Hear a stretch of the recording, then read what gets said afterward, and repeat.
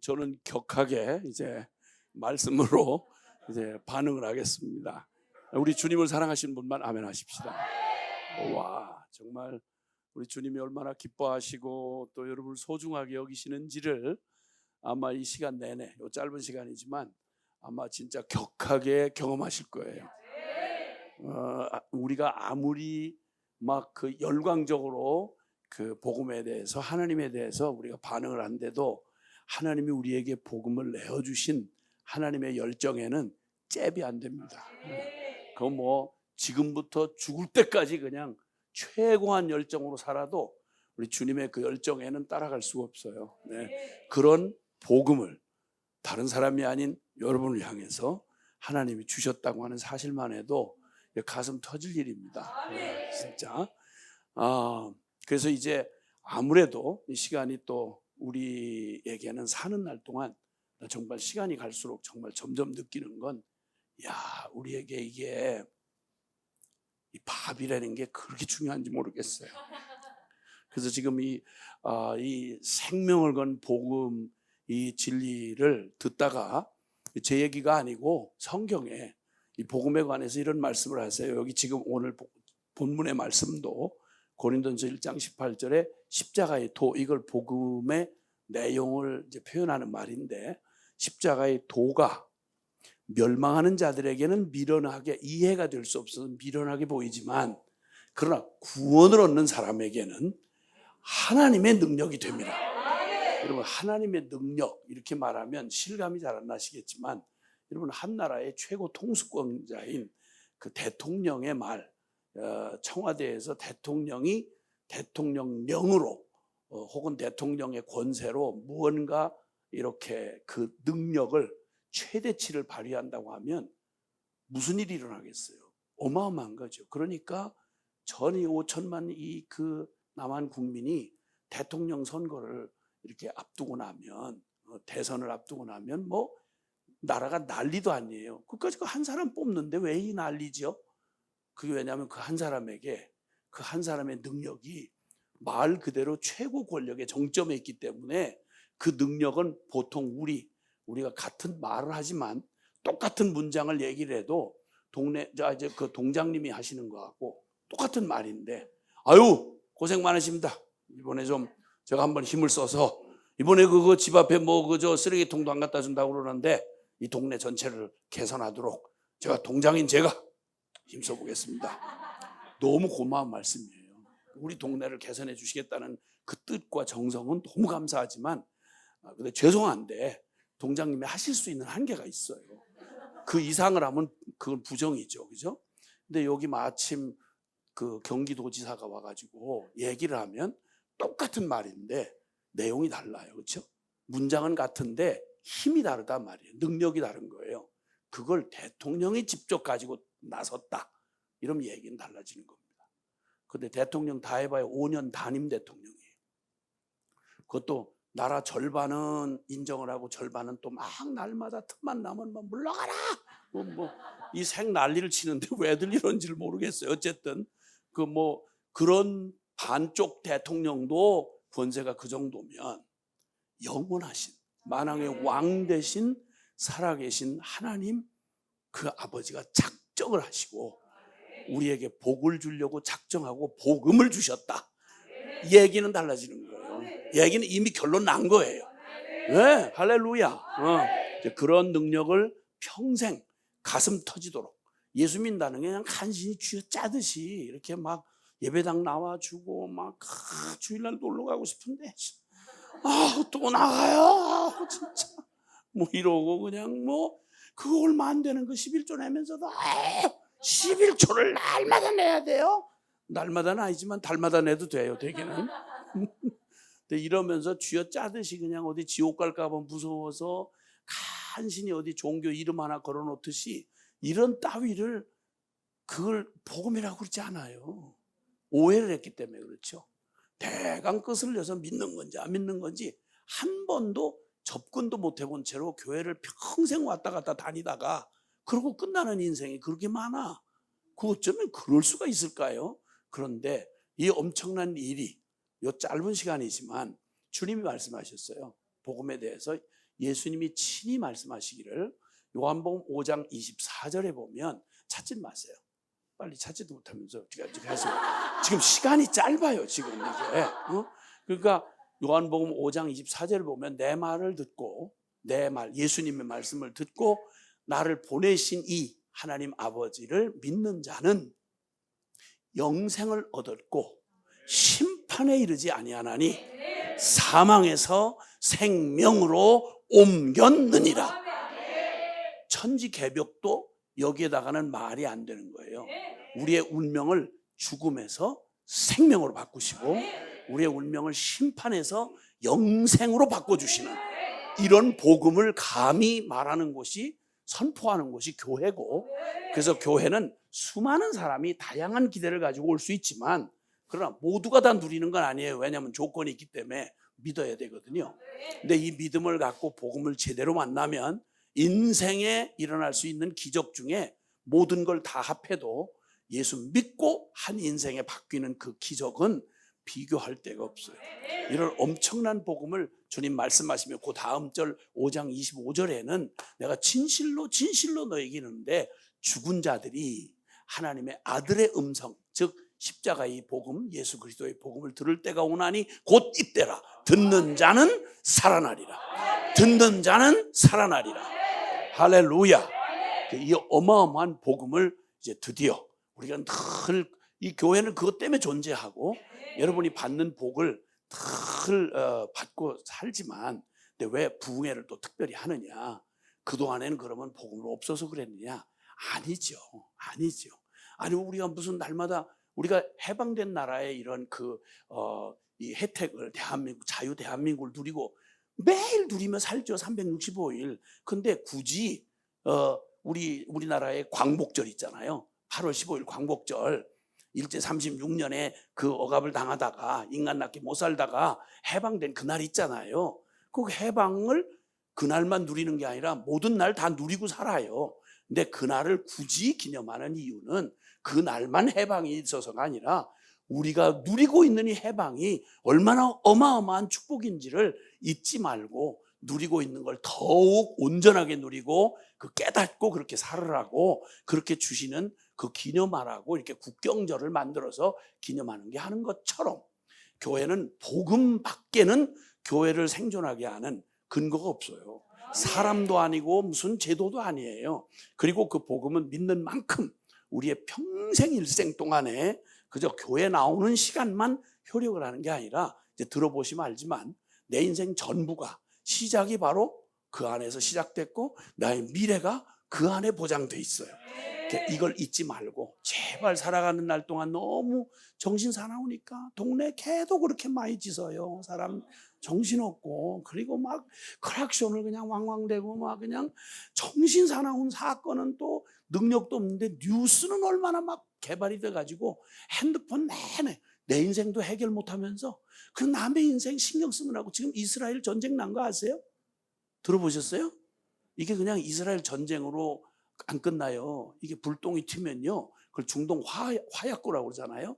역사의 가장 미스테리, 또 해결이 안 되는 UN 안전보장이사회가 모이고 뭐 별짓 다 해도요 거기를 해결할 수가 없어요. 이 기가 막힌 앙숙의 문제는 이거 예수님 전 성경에 다 기록이 돼 있는 내용이에요. 저 중동 문제는 성경 모르면 저 무슨 문제가 어떻게 시작되는지 어떻게 결말이 될지 몰라요. 정치인이라고 하는 것도 아니고 몰라요. 이 성경에 이미 다 나와 있고 이미 돼 있는 얘기예요. 저 굉장히 심각한 시간표를 지금 보여주고 있는 사건이 지금 거의 전쟁 수준으로 지금 진행되고 있거든요. 수천 명, 발견된 것만 수천 명이 지금 죽고 부상당하고, 전쟁에 한 번에 이렇게 된 건 우크라이나 러시아 전쟁에서도 그렇게 사상자가 하루 만에 안 나와요. 엄청난 일이 벌어지고 있는 거예요. 근데 어떻게 이렇게 편안하게 그냥 그렇다고 우리가 뭐 그 신경 쓴다고 무슨 영향을 끼칠 수가 있어요? 뭐예요? 그런데 그 뉴스를 보고 그냥 그런 뉴스부터 시작해서 너무 많은 거에 신경 쓸 게 너무 많아. 이렇게 정신없이 살다 보면 내가 도대체 지금 나는 지금 어디쯤 가고 있는지 몰라. 내 인생이 무엇이며 어떻게 시작됐으며 어디로 가는지 정신없이 그냥 눈앞에 닥친 먹고 마시고 시집가고 장가가고 사고 팔고 온통 그냥 현실에 막 급급해가지고 정신을 못 차려요. 이럴 때 이렇게 그냥 기도하시면서 그냥 진짜 목사님이랑 준비해가지고 부흥회를 준비해가지고 일단 그 바쁜 그 순간에 호흡 조절을 하고 우리가 지금 어디쯤 와 있나, 우리는 어디를 향해 가고 있는가, 나는 도대체 내가 믿는 바의 믿음은 도대체 뭔가, 무슨 힘으로 사나, 이거 굉장히 중요한 거예요.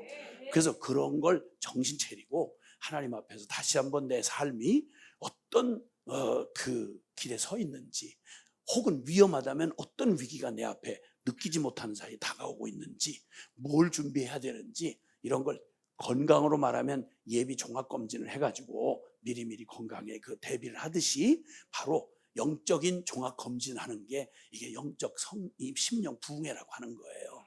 그래서 이 부흥회를 이렇게 하셨으니까 너무 이렇게 못마땅하게 생각하고 바쁜데 그냥 어쩌다 한번 생긴 연휴인데 왜 이런 때 집회를 만들어가지고 목사님 진짜 못 살겠어 진짜 이렇게 하고 목사님 미워하지 마시고 그리고 여러분 정말 소중한 시간 내서 이렇게 허락된 거니까 기쁘고 감사한 마음으로 이 짧은 시간에 같이 임하실 준비되어 있으신가요? 아멘? 목사님을 위한 시간이에요? 나를 위한 시간이에요? 그렇지, 아멘이지 진짜.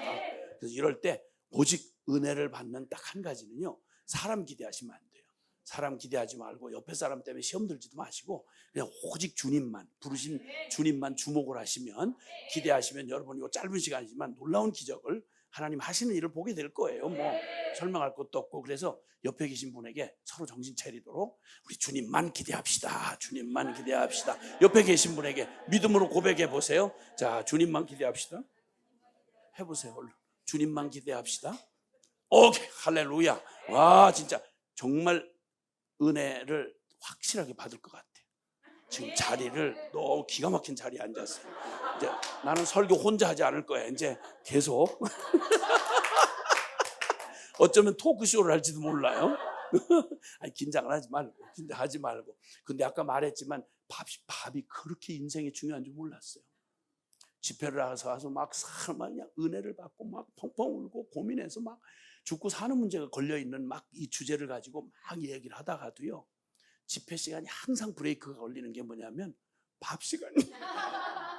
그러면 세상 없는 막 천국 지옥 앞에서 고민하다가도 밥 시간. 그럼 막 뒤에서, 저 예배당 뒤에서 부목사님이 목을 치는 흉을 끝내라 이거야. 지금 식사 시간이 지금 끝내라 이거야. 그럼 세상 없는 강사도 어쩔 수 없이 그냥 막 수술하려고 배를 갈라놨는데 아이고 그럼 갔다 와서 합시다 이렇게 하고, 그럼 피를 줄줄 흘리고 있는 환자 거기다 두고 우리는 밥 먹으러 가고 이런 이상한 일이 이 교회에 부흥회다 보면 그런 일이 생기더라고. 그래서 오늘도 딱 경고를 받았어요. 5시엔 정확히 끝내야 된다고 했었어. 그래서 제가 5시를 넘길 수가 없어. 그 안에 무슨 일이든지 일어나야 되는데 이거 인위적으로 할 수는 없어요. 그러니까 서로 협조가 필요해요. 협조가 필요하니까 여러분도 이제 절대 졸지 마셔야 돼요. 오후가 이게 고단하기 때문에 아무리 정신 차려도 이게 졸음이 올 수 있어요. 그러면 저는 자동으로 이 긍휼한 마음이 생겨. 왜냐하면 이게 무슨 농담도 아니고 무슨 철학 강의를 하는 시간도 아니고 영원한 생명이 걸린 문제를 가지고 얘기하는데 깜빡하고 졸면 이빨 빠지듯이 이게 딱 진리가 쑥 빠져버리면 못 알아듣는단 말이에요. 그러니까 막 너무 안타까운 마음이 생기는 거예요. 여러분 나중에 입장을 바꿔서 한번 생각해보라고. 그러면 그 존분을 위해서 자동으로 리플레이가 돼요 여기서. 그래서 아까 끊긴 그 부분부터 다시 시작을 해. 그러니까 시간이 점점 길어지는 거지. 그러니까 내가 말하는 이 설교 시간이 길어지는 건 강사 책임이 아니야. 분명 필경 어떤 사람이 졸았을 수 있다 이거. 응? 너무 또 이 집회에 너무 감사한 건 우리 어린이들이 나왔다는 거야. 와, 우리 어린이들 참 정말 사무엘처럼, 모세처럼 엄마 젖먹이를 데려다가 하나님께서 그 하나님의 말씀을 어린아이들이 어떻게 알아듣나? 걱정하지 마세요. 연세 드신 분들이나 걱정하죠. 어린 친구들은 너무 잘 알아. 이제 나중에 알고 보면 내가 한번 실험을 해볼 거예요. 그러면 어른들은 고민이 많고 자기 생각이 많아.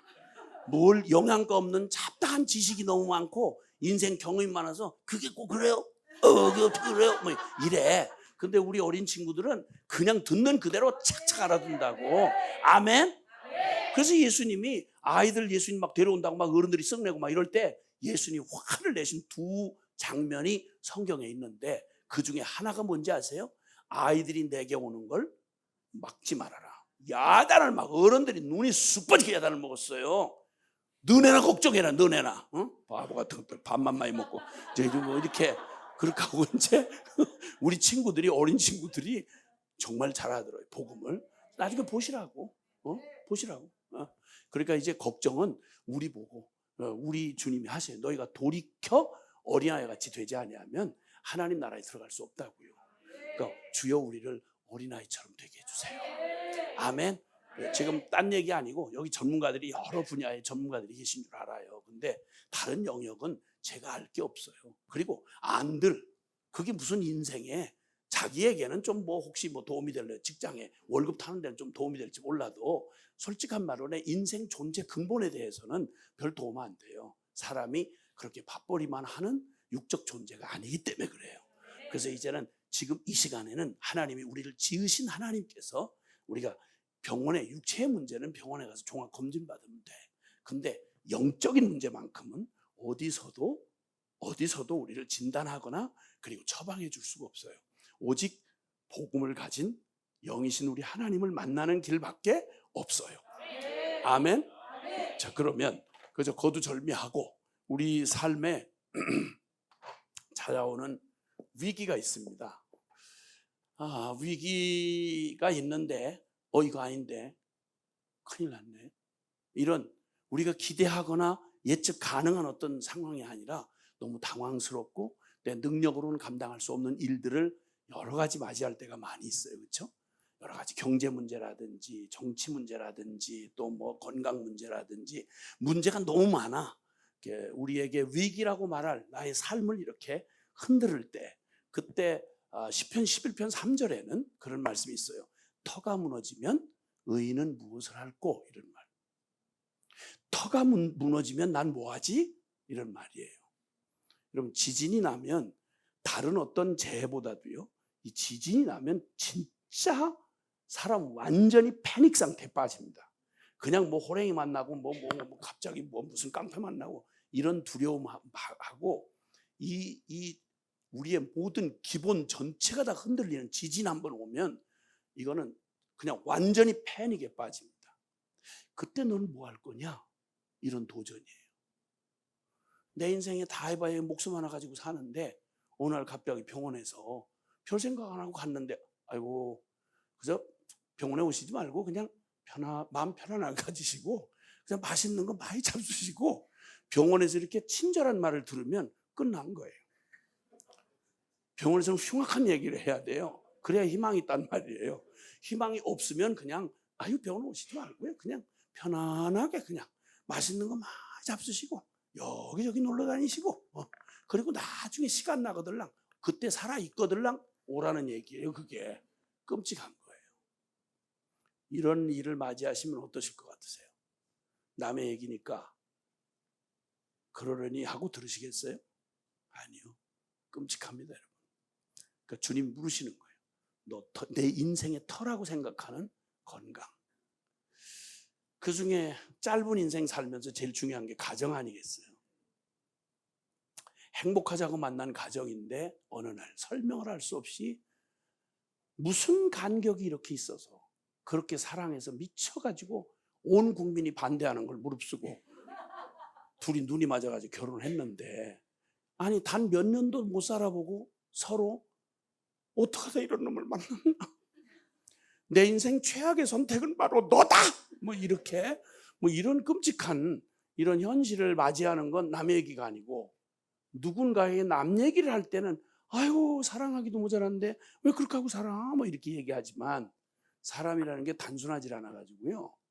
먼 원수를 사랑하는 건 그만둬 놓고 제일 가까운 운명을 같이 할 부부가 절대 사랑할 능력이 내 자신에게 없다는 사실을 발견하면요. 끔찍해요. 그 터가 흔들리는 거예요. 이 터가 흔들리면 너 뭐 할래? 이 말이에요. 우리 잘난 척하고 인간이 굉장히 똑똑한 것처럼 생각하지만 아니요. 인간처럼 허무할 수가 없어요. 사람처럼 약할 수가 없어요. 꼭 종이장 같아요. 바람만 조금 세게 불면 날아가요. 물에 젖으면요. 물에 젖은 종이 생각해 보세요. 어디 쭉 걸리기만 하면 찢어져요. 사람 큰 사건으로 뭐 죽고 망하고 이런 거 아니에요. 인생 진짜 허망하고 연약하고 두렵기 짝이 없어요. 그래서 젊을 때 그냥 한때 그냥 객기를 부려가면서 막 목숨을 아무데나 걸잖아요. 아무데나 걸어요, 목숨을. 나 참 진짜. 어쨌든 이런 위기가 찾아올 때 우리가 항상 제일 먼저 기본적으로 점검해야 되는 게 있어요. 첫째는 목표예요. 나 왜 살지? 나 어디로 가고 있는 거야? 여러분, 제일 황당한 게 내가 지금 왜 이렇게 애를 쓰고 뭘 막 발버둥을 치고 쉬지도 못하고 난리를 치는데 어디를 가려고 그래? 어디를 향하려고? 여러분, 미로에 빠진 인생. 내가 막 부지런히 뭘 걸어가는데 지금 어디로 가고 있지? 방향을 잃어버리면 끔찍해요. 진짜 끔찍해요. 그 다음에 또 하나는 바로 본질 내지는 기초, 내가 서 있는 터, 이런 것과 같은 거죠. 내 인생의 위기라고 말하는 위기가 딱 찾아왔을 때 제일 먼저 점검해야 되는 게 내가 갈 방향을 나 혹시 잃어버린 거 아닌가?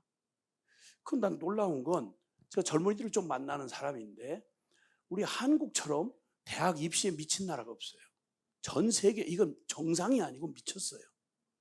모든 사람이 왜 대학을 다 가야 되죠? 누구 대답 못해요.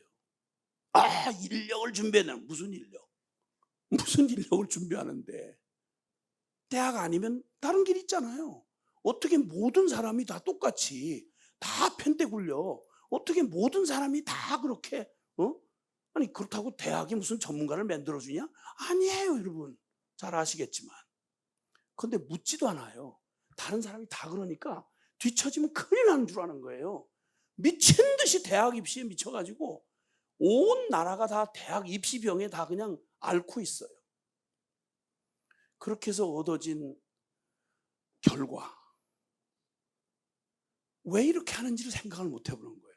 그래서 제가 젊은이들한테 가서 집회하다가 물어보거든요. 너 뭐 하고 있어? 대학 입시 준비하고 있습니다. 잘 돼?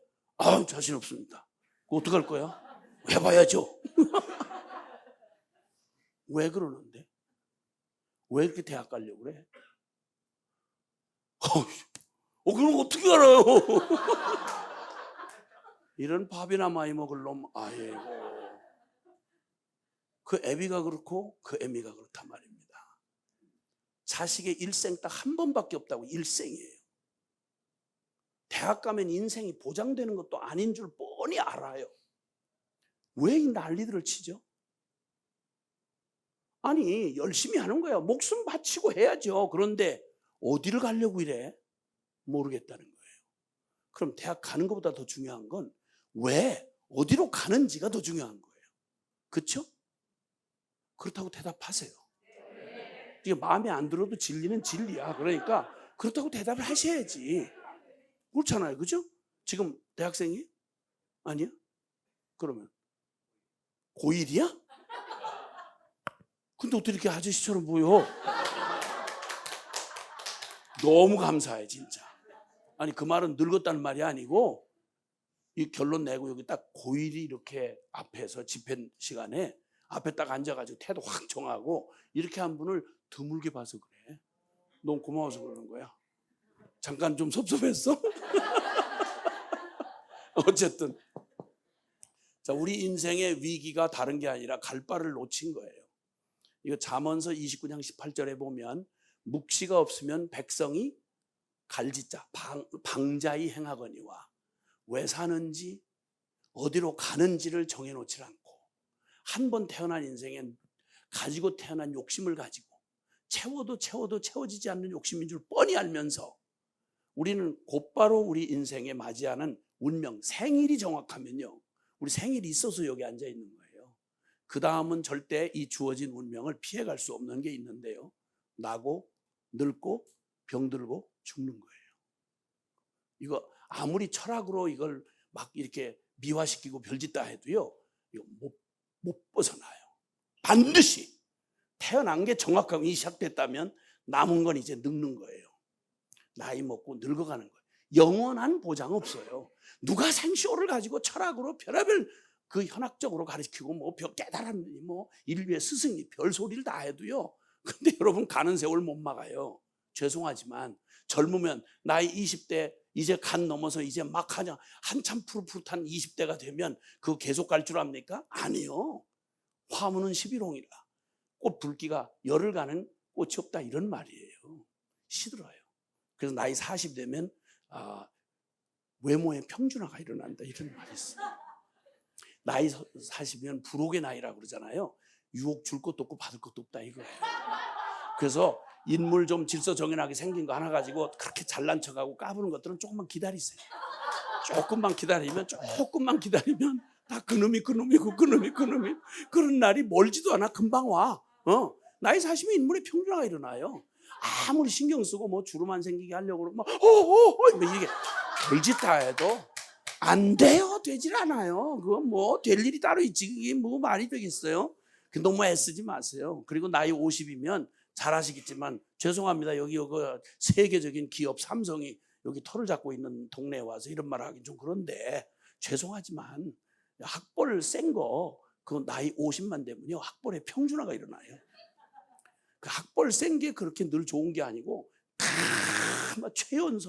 최연소로 뭐 뭘 했다, 뭐 승진했다, 뭐 했다, 뭐 얘기하는 거, 여러분 그거 별로 얼마 안 간다는 걸 알고 계실 거예요. 나이 50만 넘으면 그 비싼 연봉자들을 왜 쓰겠어요? 그 파릇파릇한 사람들 들어오는데 미쳤어요? 그걸 슬그머니 명퇴시켜요. 그리고 저 현대 명예회장이, 저 왕회장이었던 정주영은 국민학교도 못 나왔다 그랬잖아, 옛날에. 그 밑에 박사들이 바글바글 했다 그러잖아요. 맞아요. 그리고 좀 사는 동네 이렇게 가보면 출근하셔야 되는데 출근을 안 하고 계속 운동하시는 분들이 많더라고. 왜 그랬나 하고 알아보면 명퇴하신 분들이야. 학벌 대단해요. 굉장해요.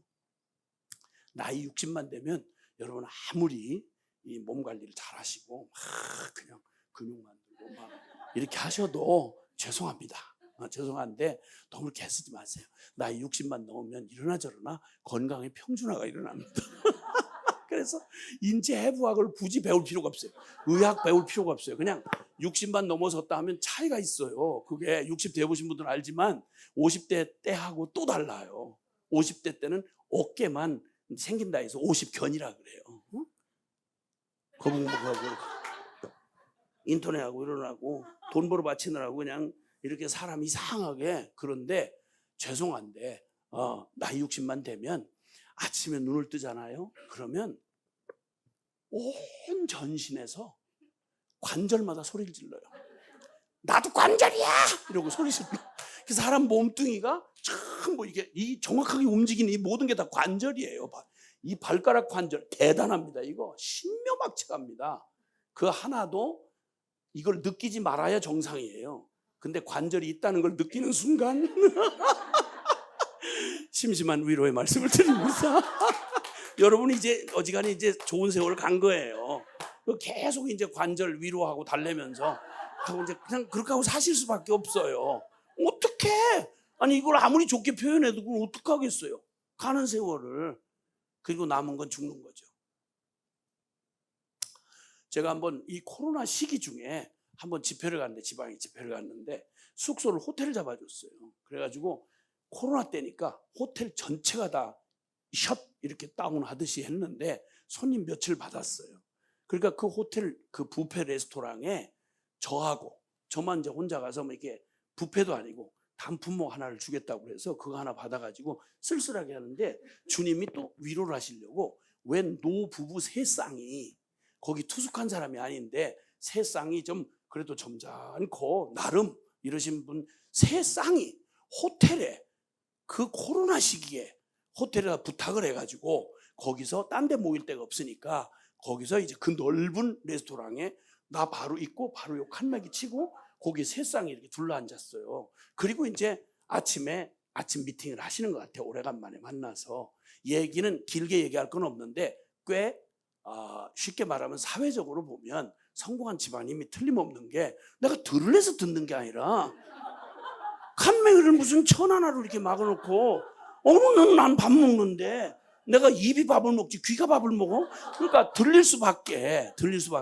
그 뒤에서 두런두런 얘기를 하는데 아이고 아무개 사장, 글쎄 당신 말이야 둘째 아들 말이야 어디 지검장으로 가가지고 안부 전화했더라고. 그랬더니 그쪽은 지검장 부모님이야. 검사 중에 지검장 그러면 검사에 꽂히거든. 지검장 발령 났는데 인사하더라. 그러니까 아이고 뭐 그냥 글쎄 그렇게 뭐 좀 그러네. 그러더니 그럼 대개 원장 병원 원장 하는 아무개 잘 커? 나이가 많을 텐데 원장이면. 그러니까 이분들이 나이가 보통 한 80 넘은 것 같아. 주거니 받거니 하는데 한 분은 원장, 병원 원장, 종합병원 원장, 한 분은 검사장, 한 분은 보니까 뭐 이렇게 저렇게 얘기를 하는데 보니까 이분도 어디 총장 같아. 보니까 자녀 자랑을 한참 얘기를 하시고 하는 데까지는 화기애애하고 괜찮았어. 그리고 이제 그 얘기는 이제 뭐 그냥 얘기였고 요즘은 어떻게 뭐해? 하고 물었더니 한 분이 얘기를 하시면서 말문을 떼시는데 글쎄 말이야 나 우리 마누라랑 저기 어디 좀 갔다 왔어. 얘기인즉슨 공원 묘지를 보고 온 거예요. 누구 들어갈 곳인고 하니 자기 들어갈 곳. 가서 봤는데 그거 좀 비싼 공원 묘지를 가서 봤는데 좋대. 해 잘 들고 관리를 참 잘했대. 그리고 유골함까지 보았대. 그래서 예약을 해놨대.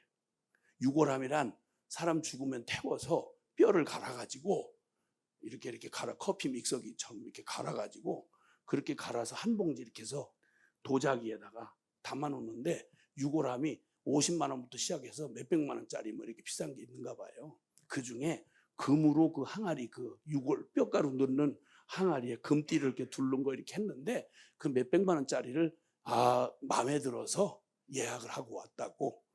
그러면서 또 그것도 막 거나하니 막 이렇게 하면서 얘기를 하시는데 쓸쓸한 거예요. 저러려고 살았나? 그럼 자랑스러운 그 자녀들도 저렇게 할 텐데. 화제가 일과를 얘기하는데 나 태워가지고 뼈가루 갈아서 항아리에다 넣는데 기왕이면 비싼 금태 둘른 항아리에다가 넣어가지고 공원 묘지에다가 비용 주고 맡기는. 미래라고 하는 게 고작 죽을 준비라는 게 그거밖에 할 게 없는, 이게 성공한 인생의 결말이면 여러분 살맛 나세요? 그거 하기 위해서 그렇게 성공하실래요? 이게 인생이에요? 그럼 그거 말고 그러면 인생이라고 누가 뭐라고 가르쳐 주던가요? 근데 어떻게 이렇게 염려가 없죠? 이거 밤잠을 자는 게 이상하잖아요. 미친 거 아니라면 멀쩡히 짐승 같으면 먹다가 배고파서 굶주리면 죽으면 그만이지만 이게 영적인 존재니까 죽음 뒤를, 영원을 고민하잖아요. 어떻게 이 고민에 대한 생각을 한 번도 하지 않은 채 그 눈앞에 있는 그저 시기, 경쟁, 질투, 그냥 악다구니를 써가면서 뭘 그냥 가지고 쌓고 그거 안고 가요, 지고 가요, 그거. 그럼 그것만 봐도 큰 사건 안 벌어져도 우리 인생이 얼마나 위기의 인생인지는 아시잖아요. 그죠? 그쵸? 이런 얘기 어디서 들으시겠어요? 누구한테? 교회 안 오고서야 어디서 듣겠냐고요.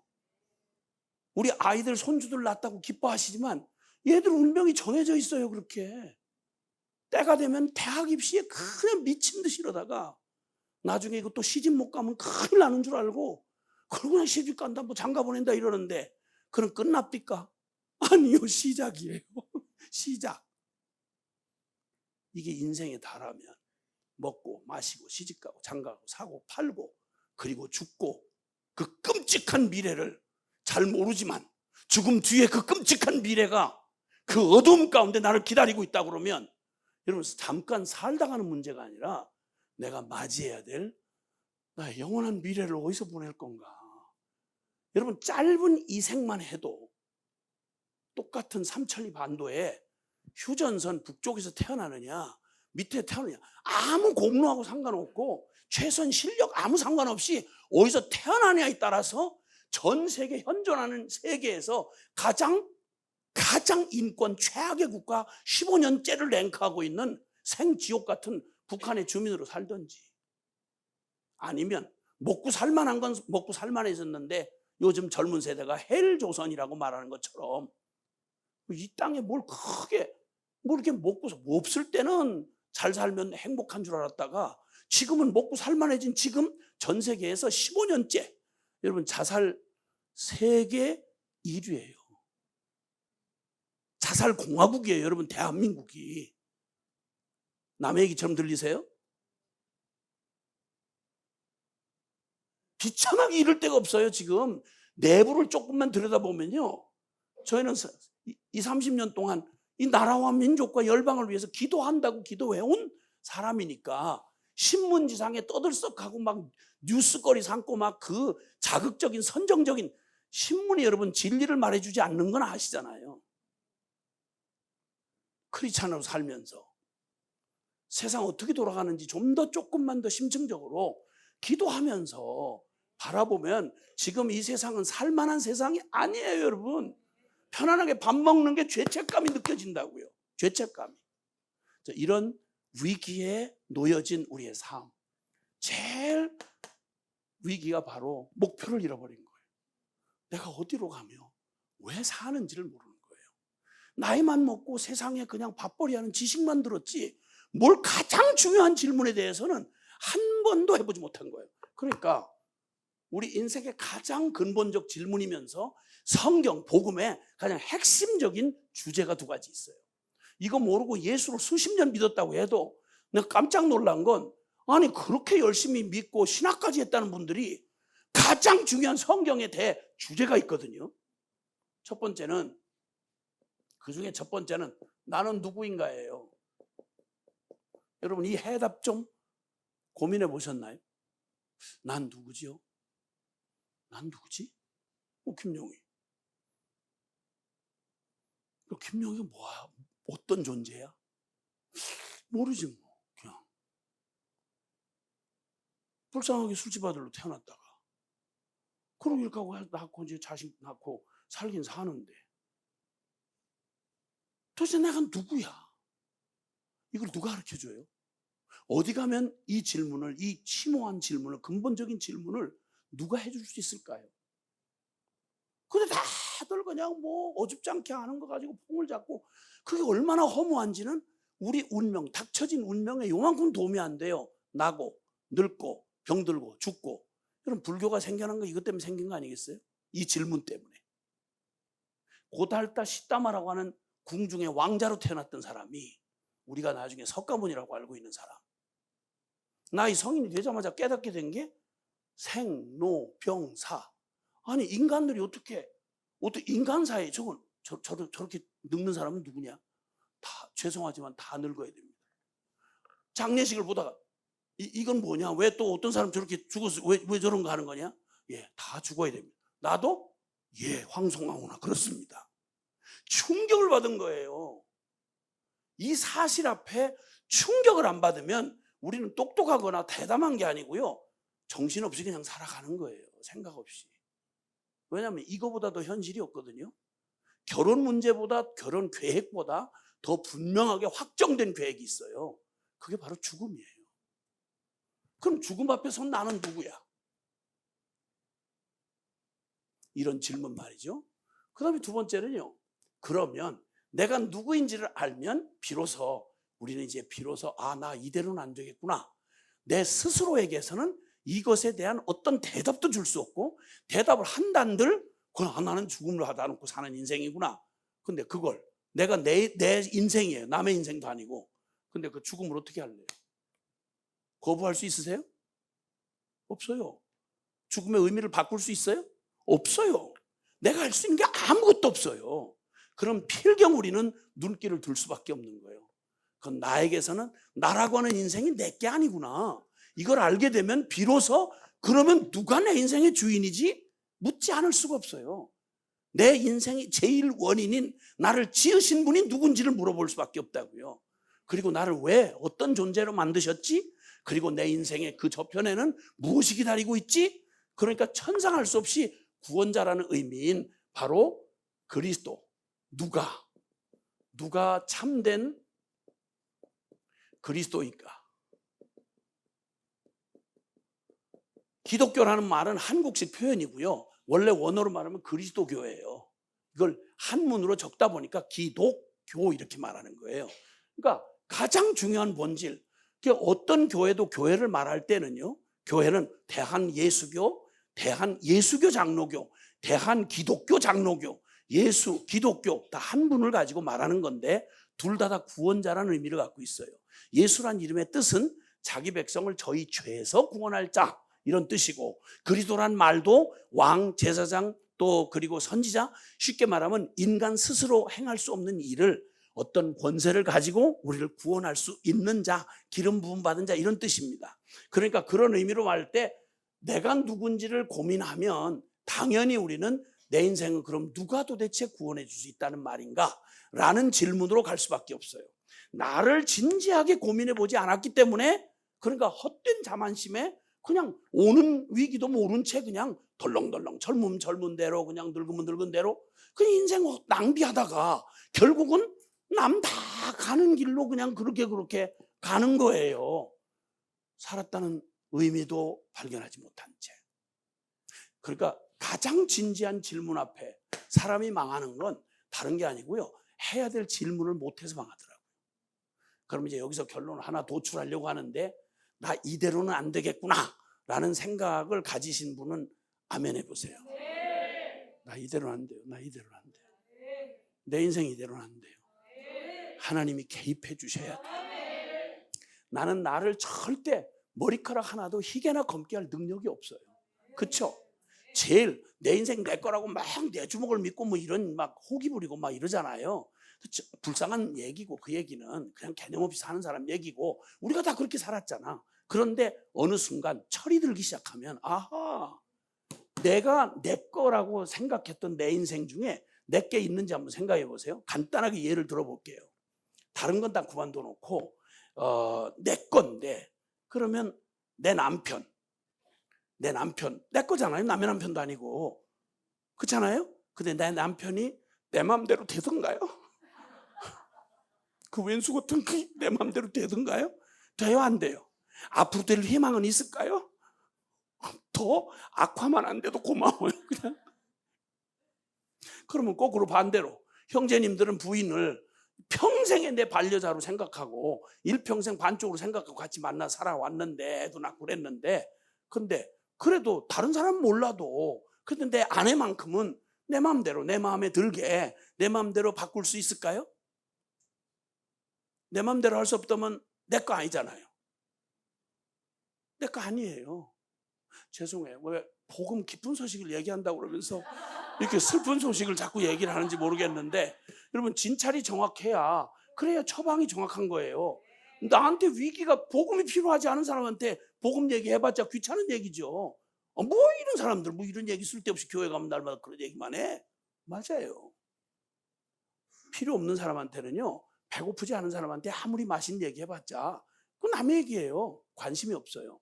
제일 중요한 건 내가 얼마나 위기의 인간인지 내가 소망이 없는 사람인지를 알 때 비로소 우리는 내게 복음이 필요하구나 라고 하는 걸 깨닫게 되는 거예요.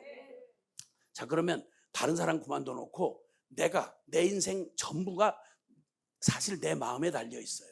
앞으로 좀 나눌 거지만 내 인생에 진짜 나를 내가 어떤 존재냐 하는 걸 알아보려면 다른 거 없이 내 마음을 들여다봐야 돼요. 내 마음을 들여다보면 그게 바로 나예요.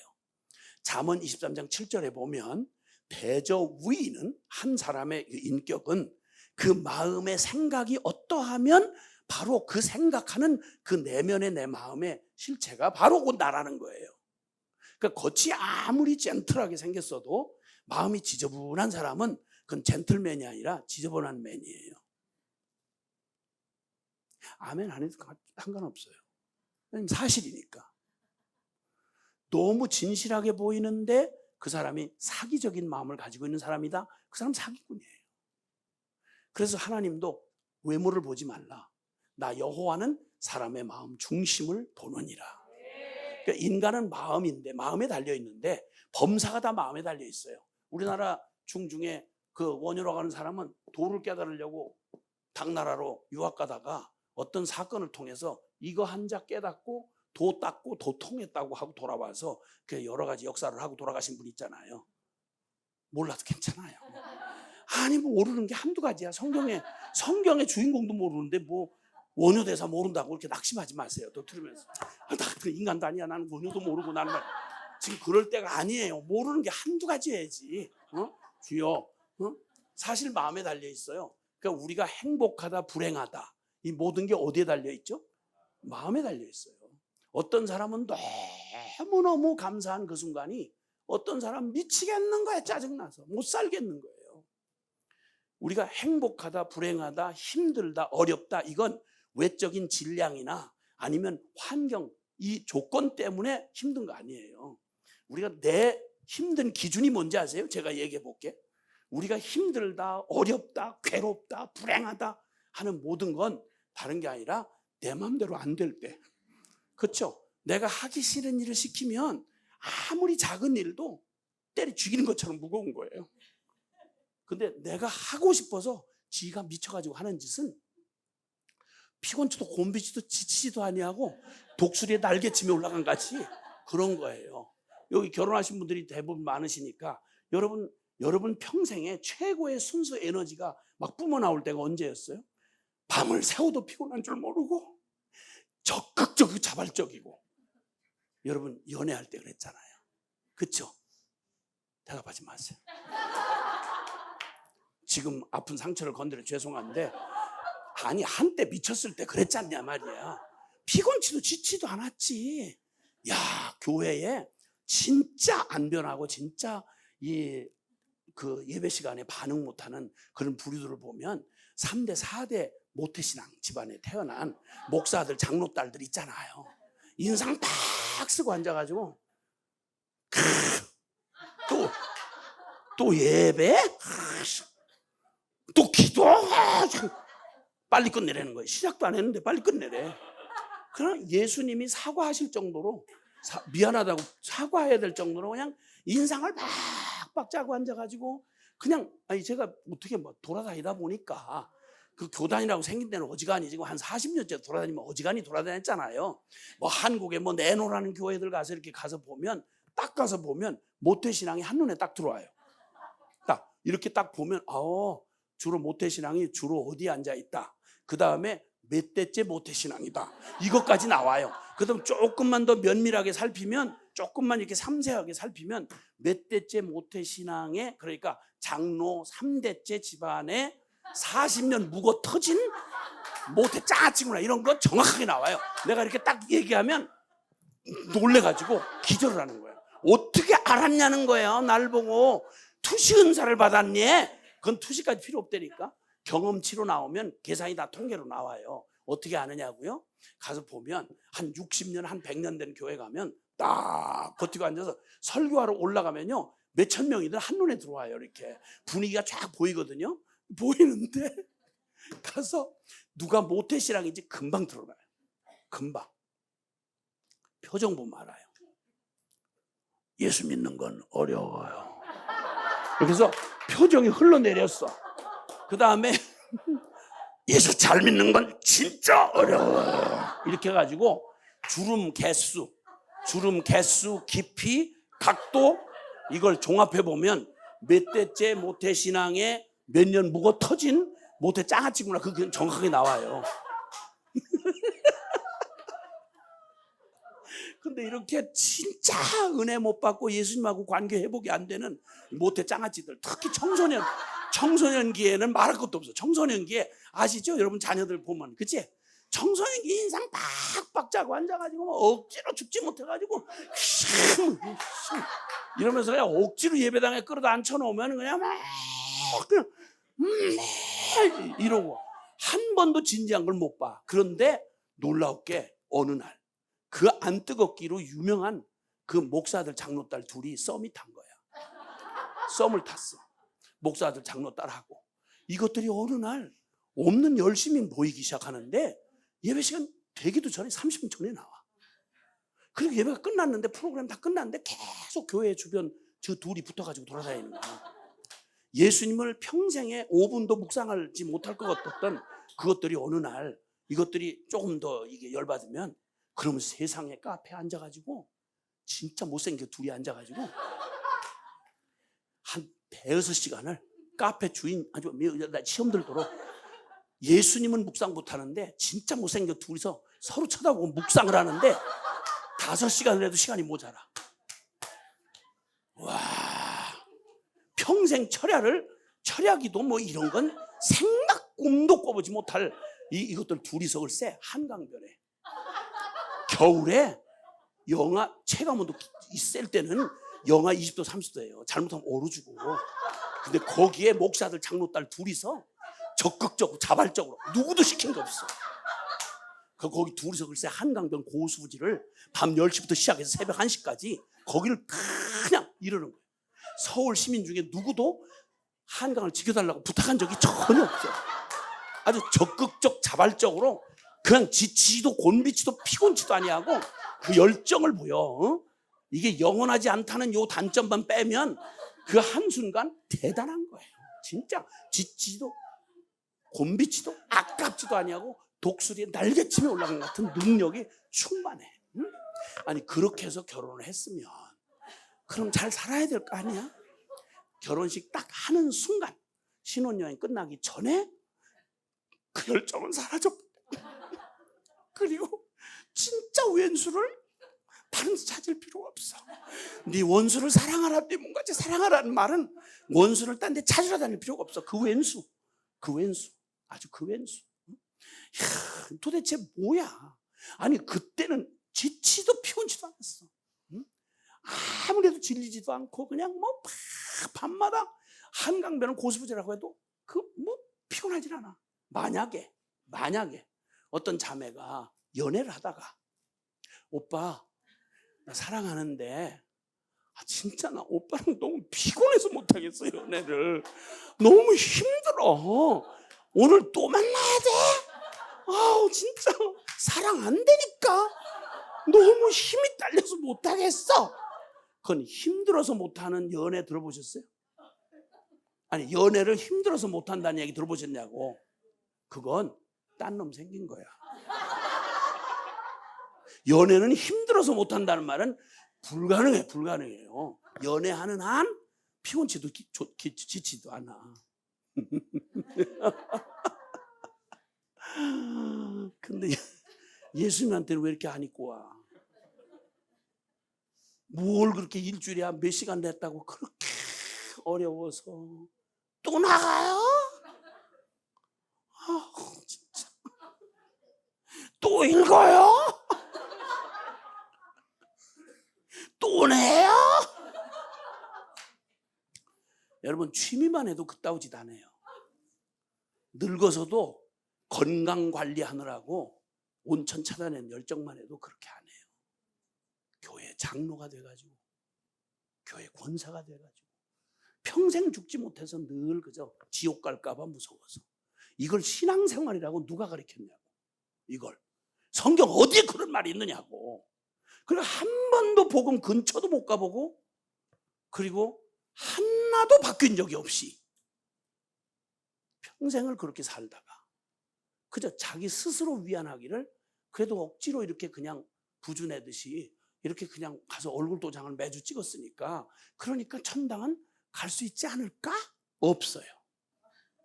성경에 마태복음 7장 21절 이하에 나더러 주여 주여 하는 자가 다 천국에 들어갈 게 아니고 오직 하늘에 계신 내 아버지의 뜻대로 행하는 자라야 들어가리라. 22절에 그때 많은 사람이 나더러 주여 주여 우리가 주의 이름으로 귀신을 쫓아내고 주의 이름으로 많은 권능을 행했고 주의 이름으로 선지자 노릇까지 하지 아니하였습니까? 하리니 23절 예수님이 이 불법을 행한 자들아 내게서 떠나가라. 나는 너희를 도무지 알지 못하노라. 기독교는 연불이 아니에요. 정신통일이 아니고 종교가 아니에요. 기독교는 생명이에요. 생명. 하나님이 무슨 관념의 무슨 신이 아니고요, 살아 계시다니까요. 그분은 우리 눈에 보이는 물질로만 된 세상이 아니라는 것쯤은 생각 조금 있으신 분들은 알잖아요. 세상은 눈에 보이는 물질로 된 것보다 보이지 않는 세계가 더 크고 놀랍다는 걸, 더 엄청나다는 거 아세요? 미시의 세계를, 마이크로 세계를 들어가면 지금까지 발견한, 과학이 발견한 게 양자역학이다 뭐 이런 얘기 나오잖아요. 그 밑에 뭐가 더 작은 세계에 우주가 다 있는 거예요.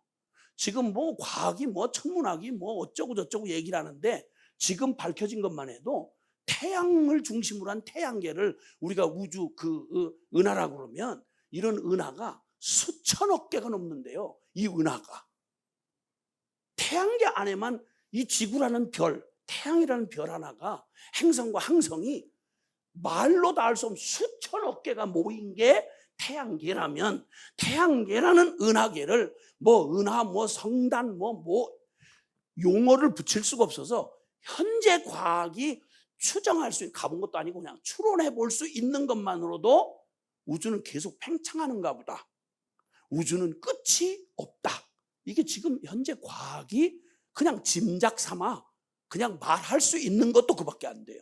숫자를 담아낼 수가 없어요. 이 무한대의 이 어마어마한 우주를 아까 찬양했잖아요. 별들의 이름을 부르시며. 하나님이세요. 이건 시편 8편에 우리에게 말하죠. 여호와 우리 주여, 주의 이름이 어찌 그리 온 땅에 아름다우신지요. 주의 손가락으로 지으신 저 하늘과 그저가 베풀어 두신 달과 별들을 내가 보오니, 이 어마어마하게 크시고 영원하고 무한하신 하나님이 도대체 사람이 무엇이건데 그 크고 위대한 하나님이 나를 생각하시며 인자가 무엇이건데 저를 권고하시나이까. 여러분 가슴 터져나갈 얘기예요. 하나님이 나를 사랑해서 나의 인생에 개입을 하시고 내 일생을 그냥 휙 던져진 재수없는 인생이 아니라 세상에 영원하신 그 하나님이, 짐작을 할 수 없는 그 하나님의 완전한 지혜 하나님이 나를 창세전부터 그분의 마음에 품으시고 잉태하듯이 나를 디자인하시고 나를 사랑하시고 내 인생을, 내가 누구인지를 모르는 나, 몰라야 당연해요. 왜냐하면 내가 하나님이 아니니까. 내가 설계한 거 아니잖아. 내 인생을 내가 머리털 하나도 희게나 검게 하고 목숨 길이 하루를 더 늘릴래도 불가능해요. 하나님 허락 안 하시면. 그런 나를 지으신 영원하신 하나님, 그리고 완벽한 세상 모든 만물 중에 무슨 짐승, 무슨 그 피조물을 다 갖다 사람하고 비교해 보세요. 비교할 수가 없어요. 그냥 생식하고 뭐 그냥 먹고 싸우고 뭐 투쟁하고 뭐 이런 거, 이런 육신적인 걸로만 말하면 그저 조금 고등동물이다 이런 소리를 할 수 있지만, 사람에게는 짐승과 구분하는 가장 큰 구분이 뭐냐면 영적 존재예요. 영적 존재. 인간이 세상 역사의 이야기는 한마디로 말하면 사람들의 이야기고요. 그러니까 이 사람들의 이야기가 역사를 만들어가요. 다시 말해서 이 문제투성인 위기인 이 세상 역사를 바꾸려면 아무리 거창한 얘기를 해도 사람을 바꿀 수 있어야 되고요. 사람을 바꾸려면 사람의 중심, 실체인 그 영혼, 그 마음 중심을 바꾸지 않으면, 그러면 어떤 세상의 변화도 이 땅에 이래서는 안 된다, 이 세상이 이렇게 돌아가면 안 된다, 무언가 변화가 돼야 된다라고 사람들이 이 세상, 존재하는 이 세상을 가만히 눈여겨보면 수많은 변화가 있는 것 같지만 아니요. 창세 이래로, 아담이 범죄한 이래로 에덴에서 쫓겨난 인간이 만들어가는 역사, 이 세상의 역사 속은 한 가지로 악과 고통이 떠날 날이 없었어요. 이걸 벗어나 보려고 수많은 변화를 시도했고 개혁을 시도했어요. 유혈혁명도 해보고 무혈혁명도 해봤고, 우리가 세계사라고 배우는 게 다 그거예요.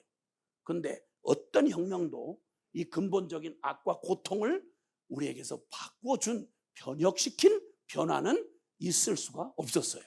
원인이 뭔지 아세요? 역사의 핵심 중심을 사람을 만드셨는데, 사람 못 바꾸면요 인류 역사에 비극이 일어난 모든 일은 다 누가 만들었죠? 사자가 만들었나요? 독수리가 만들었나요? 아니요. 인간 죄인이 만든 거예요.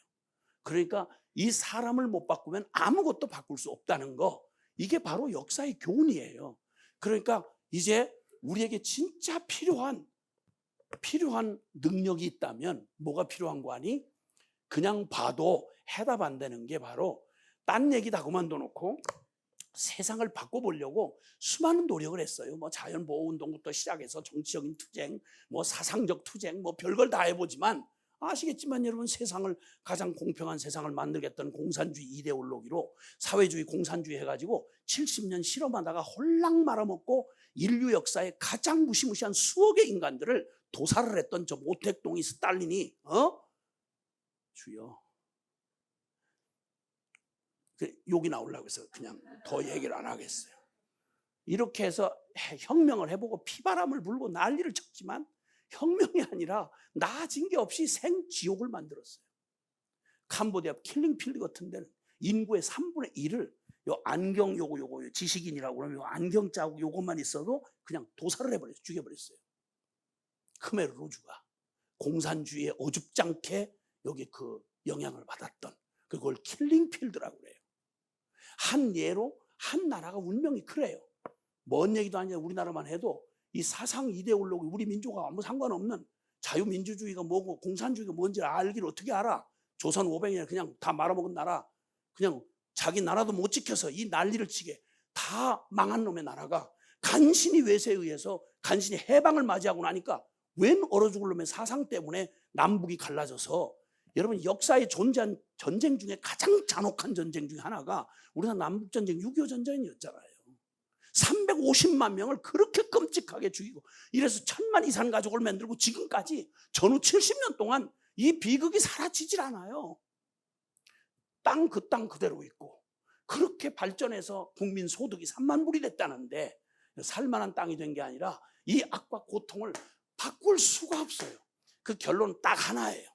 이 장대한 얘기를 다 할 것도 없고 할 가치도 별로 없고 이미 다 우리가 겪고 사는 거니까 적어도 이 세상을 이처럼 사랑하사 만약 이 악과 고통의 이 끔찍한 죄의 열매를 먹고 심판으로 향하여 가는 우리 인생에게 만약 복음이 필요하다면 한 숟갈 밥 먹는 거 중요하지만, 시집장가 가는 거 중요하지만, 육신의 병종 고치는 거 중요하지만, 여러분 그 모든 것 다 폐에 일어나고 우리에게 가장 중요한 게 있다면 사실은 이 사람을 바꾸는 이 사람의 변화, 그것도 그 영혼, 그 중심의 존재의 중심이 바뀌는 변화, 이 능력이 있어야 그게 진정한 기쁜 소식이 될 수 있다 이 말이에요. 아멘. 그래서 교회는 여러 가지 우리의 모든 사회적인 문제나 개인적인 그런 필요한 문제들을 먹고 마시고 시집가고 장가고 사고 팔고 하는 문제에 관심 기울여야죠. 이웃 사랑하는 걸 말로만 할 수는 없으니까. 그러나 여러분 기억하세요. 예수님이 이 땅에 오셔서 우리에게 무엇을 주고 싶어 하셨는지, 그래서 오늘 읽어주신 본문에도 나왔고 또 그 로마서 1장 그 유명한 16절 17절에 보면 내가 이 복음을 부끄러워하지 아니하노니 이 복음은 모든 믿는 자에게 구원을 주시는 하나님의 능력이 됨이라. 할렐루야. 첫째는 유대인이고 또한 헬라인에게로다. 이건 전 세계 인류를 다 통칭해서 하는 말이에요. 그러니까 모태신앙이든 안 모태신앙이든 모두에게 바로 예수 그리스도의 이 복음을 주셨는데, 이 복음은 믿는 자에게 구원을 주시는 하나님의 능력이 됨이라. 아멘. 그래서 이 복음의 이 능력을 한마디로 말하면 바로 사람을 변화시키는 복음의 능력 가운데 지금 우리가 초점을 맞추고 싶은 건 복음의 변화시키는 능력, 이걸 가지고 있는 능력으로 우리에게 복음을 주신 하나님이 저와 여러분을 우리가 태어나면서부터 가지고 태어난 우리의 반드시 바뀌어야 할, 변화되어야 할 우리의 존재를 주님이 변화시켜 주시러 우리에게 주신 복음이 바로 십자가의 복음인 것입니다. 그럼 한번 여쭤보겠습니다. 여러분은 복음 되시는 예수 그리스도의 복음을 믿는다고 확신하고 있는 분들이고, 그리고 이 교회의 일원이 되셨단 말이에요.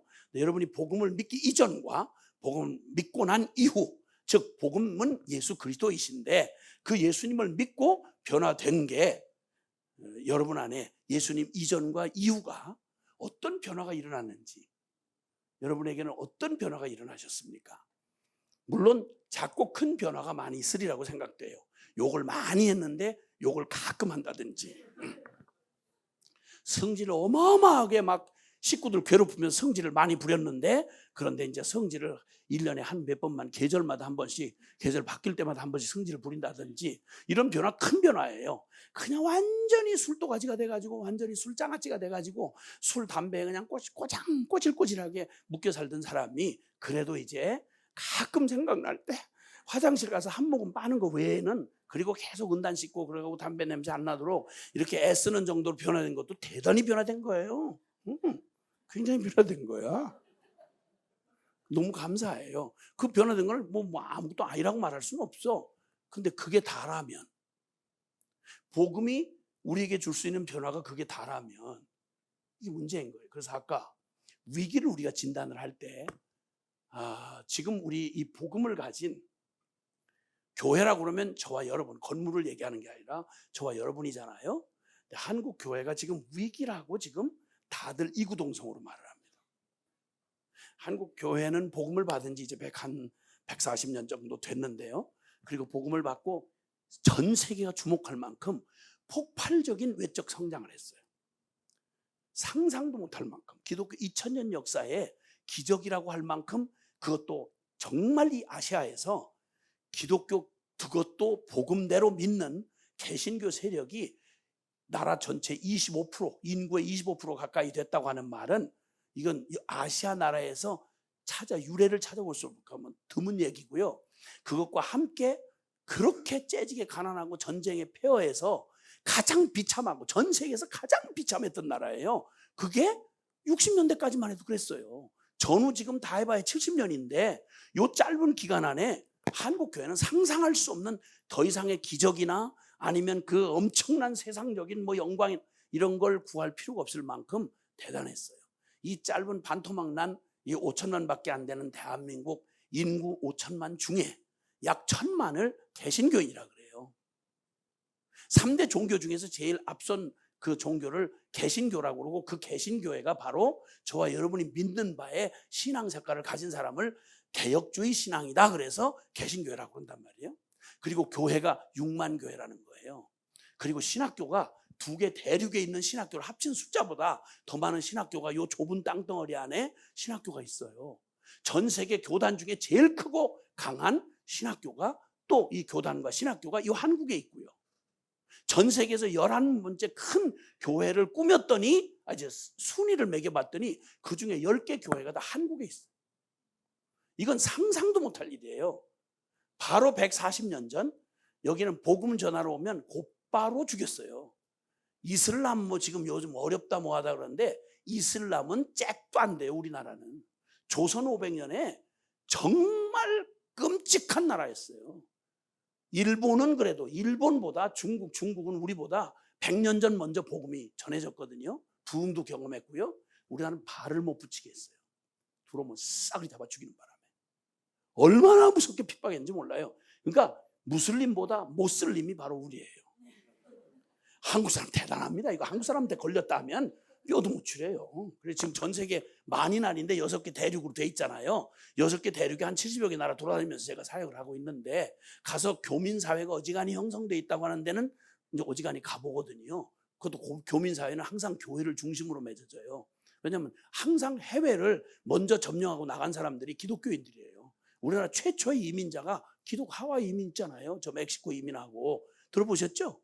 대단해요. 그러니까 믿든 안 믿든 일단 교회로 가야 돼요. 그래야 한국 사람을 만나고 거기서 김치를 얻어먹지, 그거 안 그랬다가는 한국 커뮤니티에 들어갈 수가 없어. 그 기득권 선점을 딱 하고 있단 말이에요. 그러니까 가면 교민사회에 일어난 일을 다 알 수 있어요. 대단해요.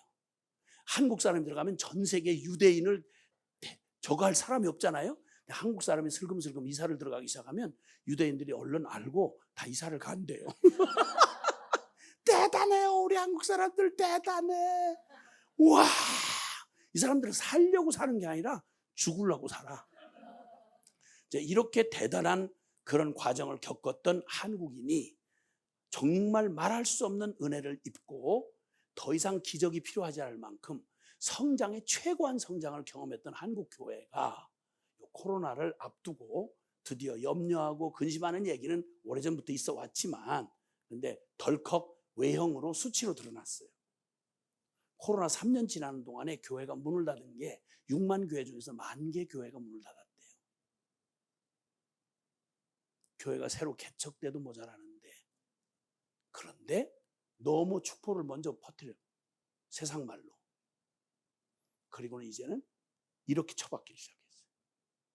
제일 안타까운 건 우리 다음 세대, 주일학교가 없는 게 큰 교단의 예를 들어보면 약 5 내지 60% 교회가 주일학교 자체가 없어요. 그러면 이제 이 세대의 미래는 수치상으로 끝난 거예요. 그리고 신학교 지원자가 확 줄었고, 청년들이 중간에 술술 빠져, 그나마 있던 청년들도 술술 빠져나가기 시작했어요.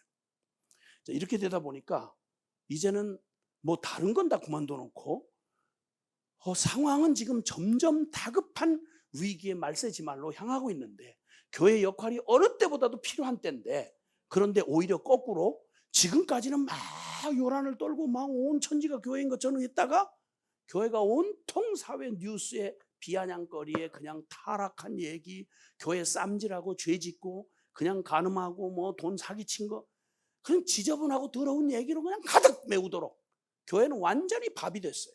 어느 시대든 그런 일이 없을 수는 없겠는데, 문제는 그 지적에 대해서 우리가 아이라고 할 수 없다는 게 문제인 거예요. 변명을 할 수가 없어요. 그러면 한때 가난하고 전쟁통에 위로를 받기 위해서 어떤 종교든지 필요해서 사람들이 우우하고 하다가 먹고 배불러지니까 그 다음에는 나 이제 귀찮고 이렇게 버리는 종교 중에 하나냐, 복음이. 그럴 수는 없는 거예요. 그럴 수는 없는 거예요. 그래서 이제 우리가 그동안 관심 두어왔던 다 우리가 그냥 이 변화라는 걸 얼마나 갈망을 해요. 얼마나 갈망을 해요. 우리를 불행하게 만드는, 우리를 슬프게 만드는 우리의 모든 이유가 다른 게 아니라 우리는 이런 걸 추구했죠. 상황과 조건. 그죠? 상황과 조건이 많아. 나 이 가난한 것 좀 제발 좀 벗어났으면, 이 몸뚱이 병든 것 좀 고쳤으면. 우리가 그냥 다급했던 현실 문제를 복음이라고 기쁜 소식이라고 하니까 교회에 새까맣게 몰려와서 모두가 기도를 해도 금식을 해도 메시지를 전해도 우리의 관심사는 현실의 얘기를 얘기 안 하고 그걸 어떻게 복음이라고 할 수 있겠냔 말이에요. 그래서 너무도 그냥 사람들이 열광하면서 새카맣게 몰려들고 새벽 제단에 눈물을 흘리면서 기도를 해왔고, 우리 자식들만큼은 이 저주받은 우리의 이 비참한 세월, 무식한 세월 좀 벗어버리고 대학 좀 보내가지고 한번 멋있는 한풀이 좀 한번 해보자 이러고 열심히 기도하고 드디어 우리가 눈에 보이는 그런 거 다 얻었어요. 웬만하면요, 지금 한국 사회에 웬만한 각계각층이에요. 중상류층 그러면 크리스찬들이 대세를 이루고 있어요. 적어도 자기는 안 믿어도 부모 세대가 눈물겹게 기도하고 간증으로 축복받았다고 말하는 그런 사람들이 정치 국회의원만 해도 대략 표 받으러 오는 것만 해도 때가 되면 한 3분의 1 정도 그랬고, 대학 교수, 총장, 뭐 기업인, 웬만한 제가 만나봤던 세계적으로 한국인으로서 세계적 영향을 끼친 몇 사람도 다들 부모님이 권사님이거나 이런 사람들이에요. 크리스찬 배경이에요. 더 바랄 게 없어요. 그러면 예수 잘 믿어야 될 거 아니야. 그러면 행복해야 될 거 아니에요. 그런데 예수님을 만난 건 별로 희미해.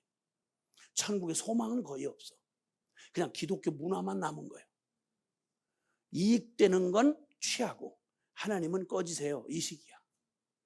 이게 불과 다 해봐야 전후로만 70년 만에 이 엄청난 하나님의 축복과 기회를 어마어마하게 받아 누렸던 한국 교회가 적지 않게, 적어도 그런 일이 가슴 아픈데 대부분이 그렇지 않고 진실로 이 복음에 정말 만나서 복음의 진짜 복음을 만나가지고 정말 복음의 능력을 경험한 이런 사람들을 보기가 그렇게 썩 쉽지 않다는 거예요.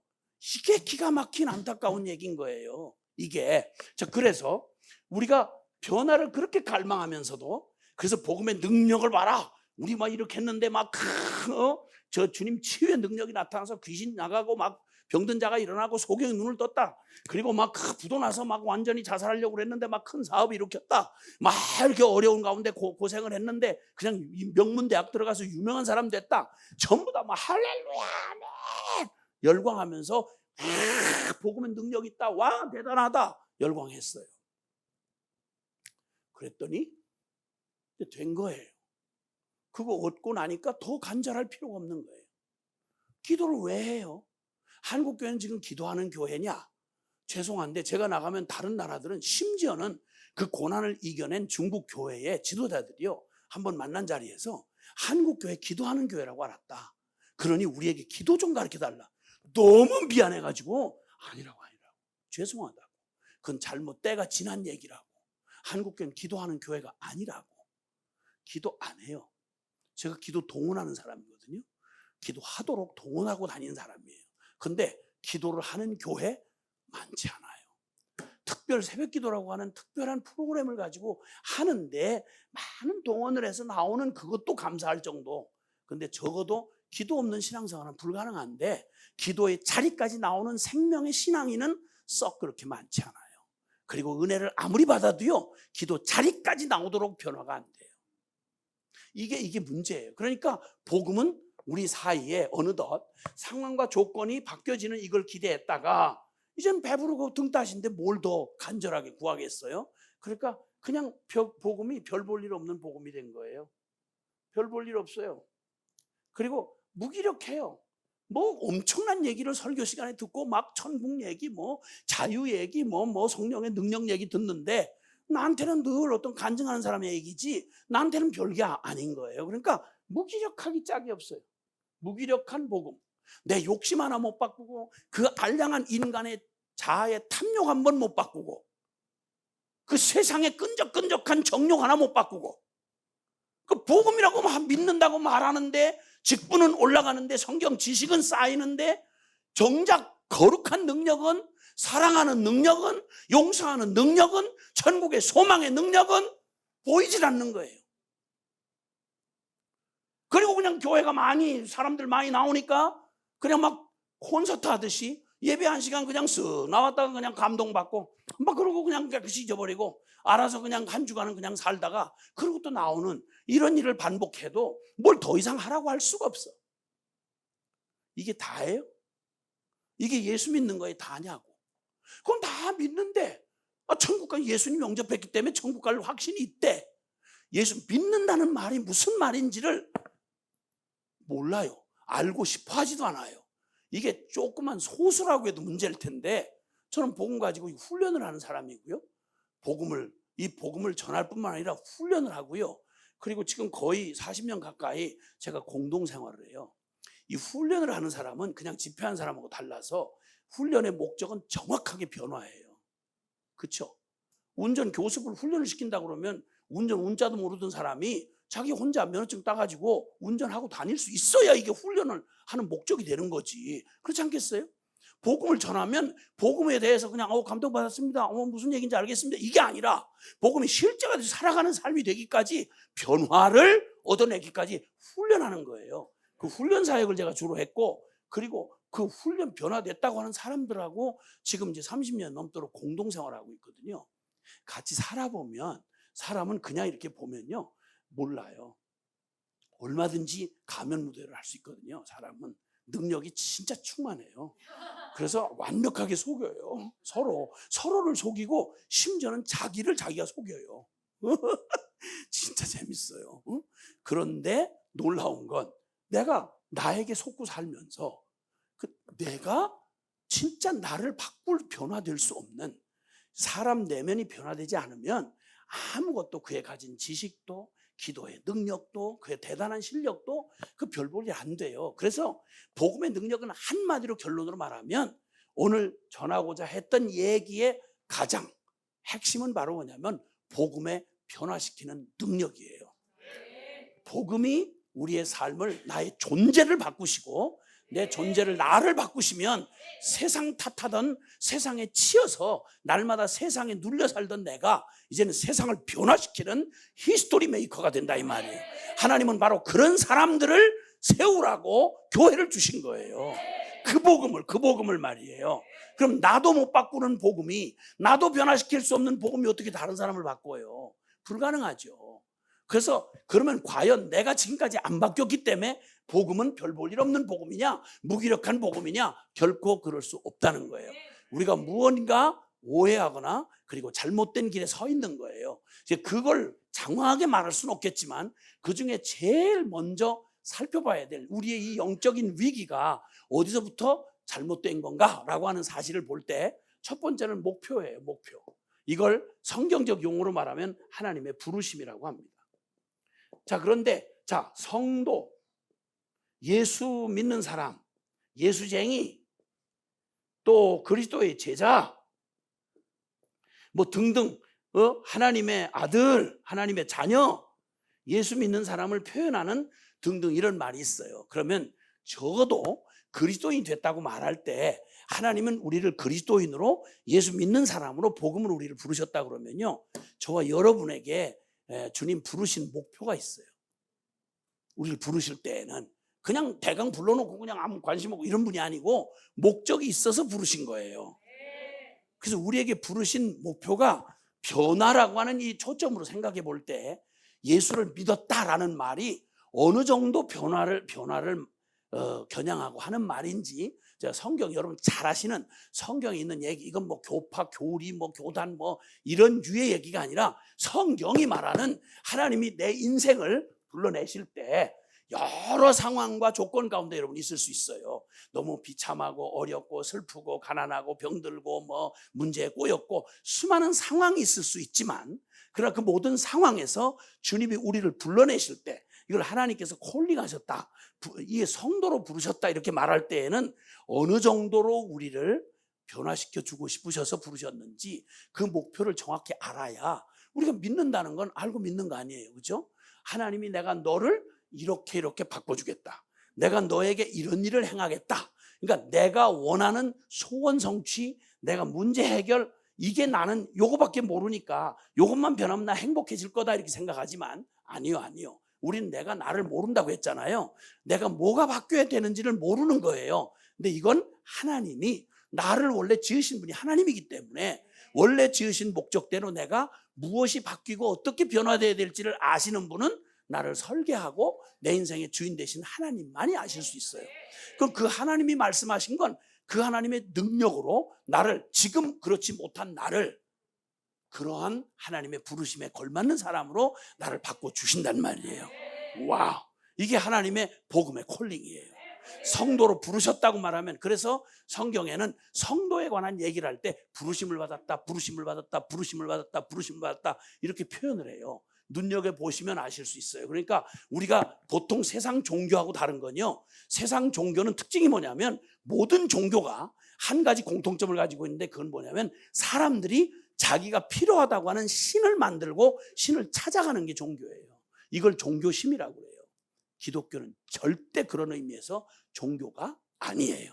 인간의 아이디어를 가지고 우리의 필요를 채우기 위해서 내가 원하는 신을 찾아가는 게 아니고요, 신이신 하나님이 나를 찾아와 주시는 거예요. 그래서 이 하나님은 그분이 스스로 먼저 우리를 찾아와 주시지 않으면 우리가 하나님을 알 길이 없어요. 근데 감사하게도 하나님 우리를 사랑하셔서 우리가 그를 찾기 전에 요한일서 4장 10절 이하에 사랑은 여기 있으니 우리가 하나님을 사랑한 게 아니고 하나님이 먼저 우리를 사랑하셔서 우리를 위하여 무엇이 필요한지를 아시고 그의 독생자를 우리의 대속제물로 내어 주셨습니다. 하나님을 알 수 있는 것 유일하게 신학적인 표현으로 말하면 그걸 계시의존 사색이라 그렇게 말해요. 하나님이 우리에게 먼저 계시해 주시지 않는 한 어떤 인간도 하나님을 찾아가는 길은 불가능해요. 근데 이걸 모르니까 세상의 종교라고 하는 모든 종교는 자신들이 원하는 상상하는 우상을 만들고 신을 만들어서 인간이 신을 찾아가는, 이게 이 세상의 종교라면 기독교의 복음은 하나님이 우리를 먼저 찾아오신 거예요. 그러니까 이 자체가 벌써 복음의 시작이에요. 하나님이 나를 기억하고 계시다고? 와우. 하나님이 날 생각하고 계신다고? 와! 제가 제일 처음에 만난 하나님의 감격은 저는 망한 술집 아들이었거든요. 우리 아버지가 고급 술집을 하셔가지고 그냥 부끄럽지만 고급 술집을 해서 사람 장사를 하신 거죠. 그러니까 아주 탤런트 뺨치는 아주 질서 정연하고 그리고 균형 대비 설명 필요하지 않는 여자들을 여럿 데리고 있는 고급 룸사롱 사장님이셨어요. 그러니까 거기에 오는 손님들은 아무나 못 와요. 막걸리 한 잔 먹어볼까 이렇게 해서 못 와요. 거기는 대학 총장, 교수님도 그냥 못 오시고 평교수는 못 오고 총장, 그 다음에 검사 나리, 판사 나리, 그리고 그냥 병원 원장님 정도 뭐 이렇게 국회의원 나리 이런 정도 돼야 오는 그런 데가 있어요. 그걸 알려고 하지 마세요. 아니 왜 이렇게 눈이 반짝반짝 빛나면서 호기심이 가득해. 그런 데가 있다니까. 근데 나는 그 사장 아들이라서 미성년자 절대 출입 금지 구역인 거기를 후리로 드나들었어요. 나는 철학 시간에 인간론을 배운 게 아니고요. 어려서부터. 어려도 알 거 다 안다고 내가 얘기했잖아요. 어른들이 무슨 짓 하는지 다 알거든요.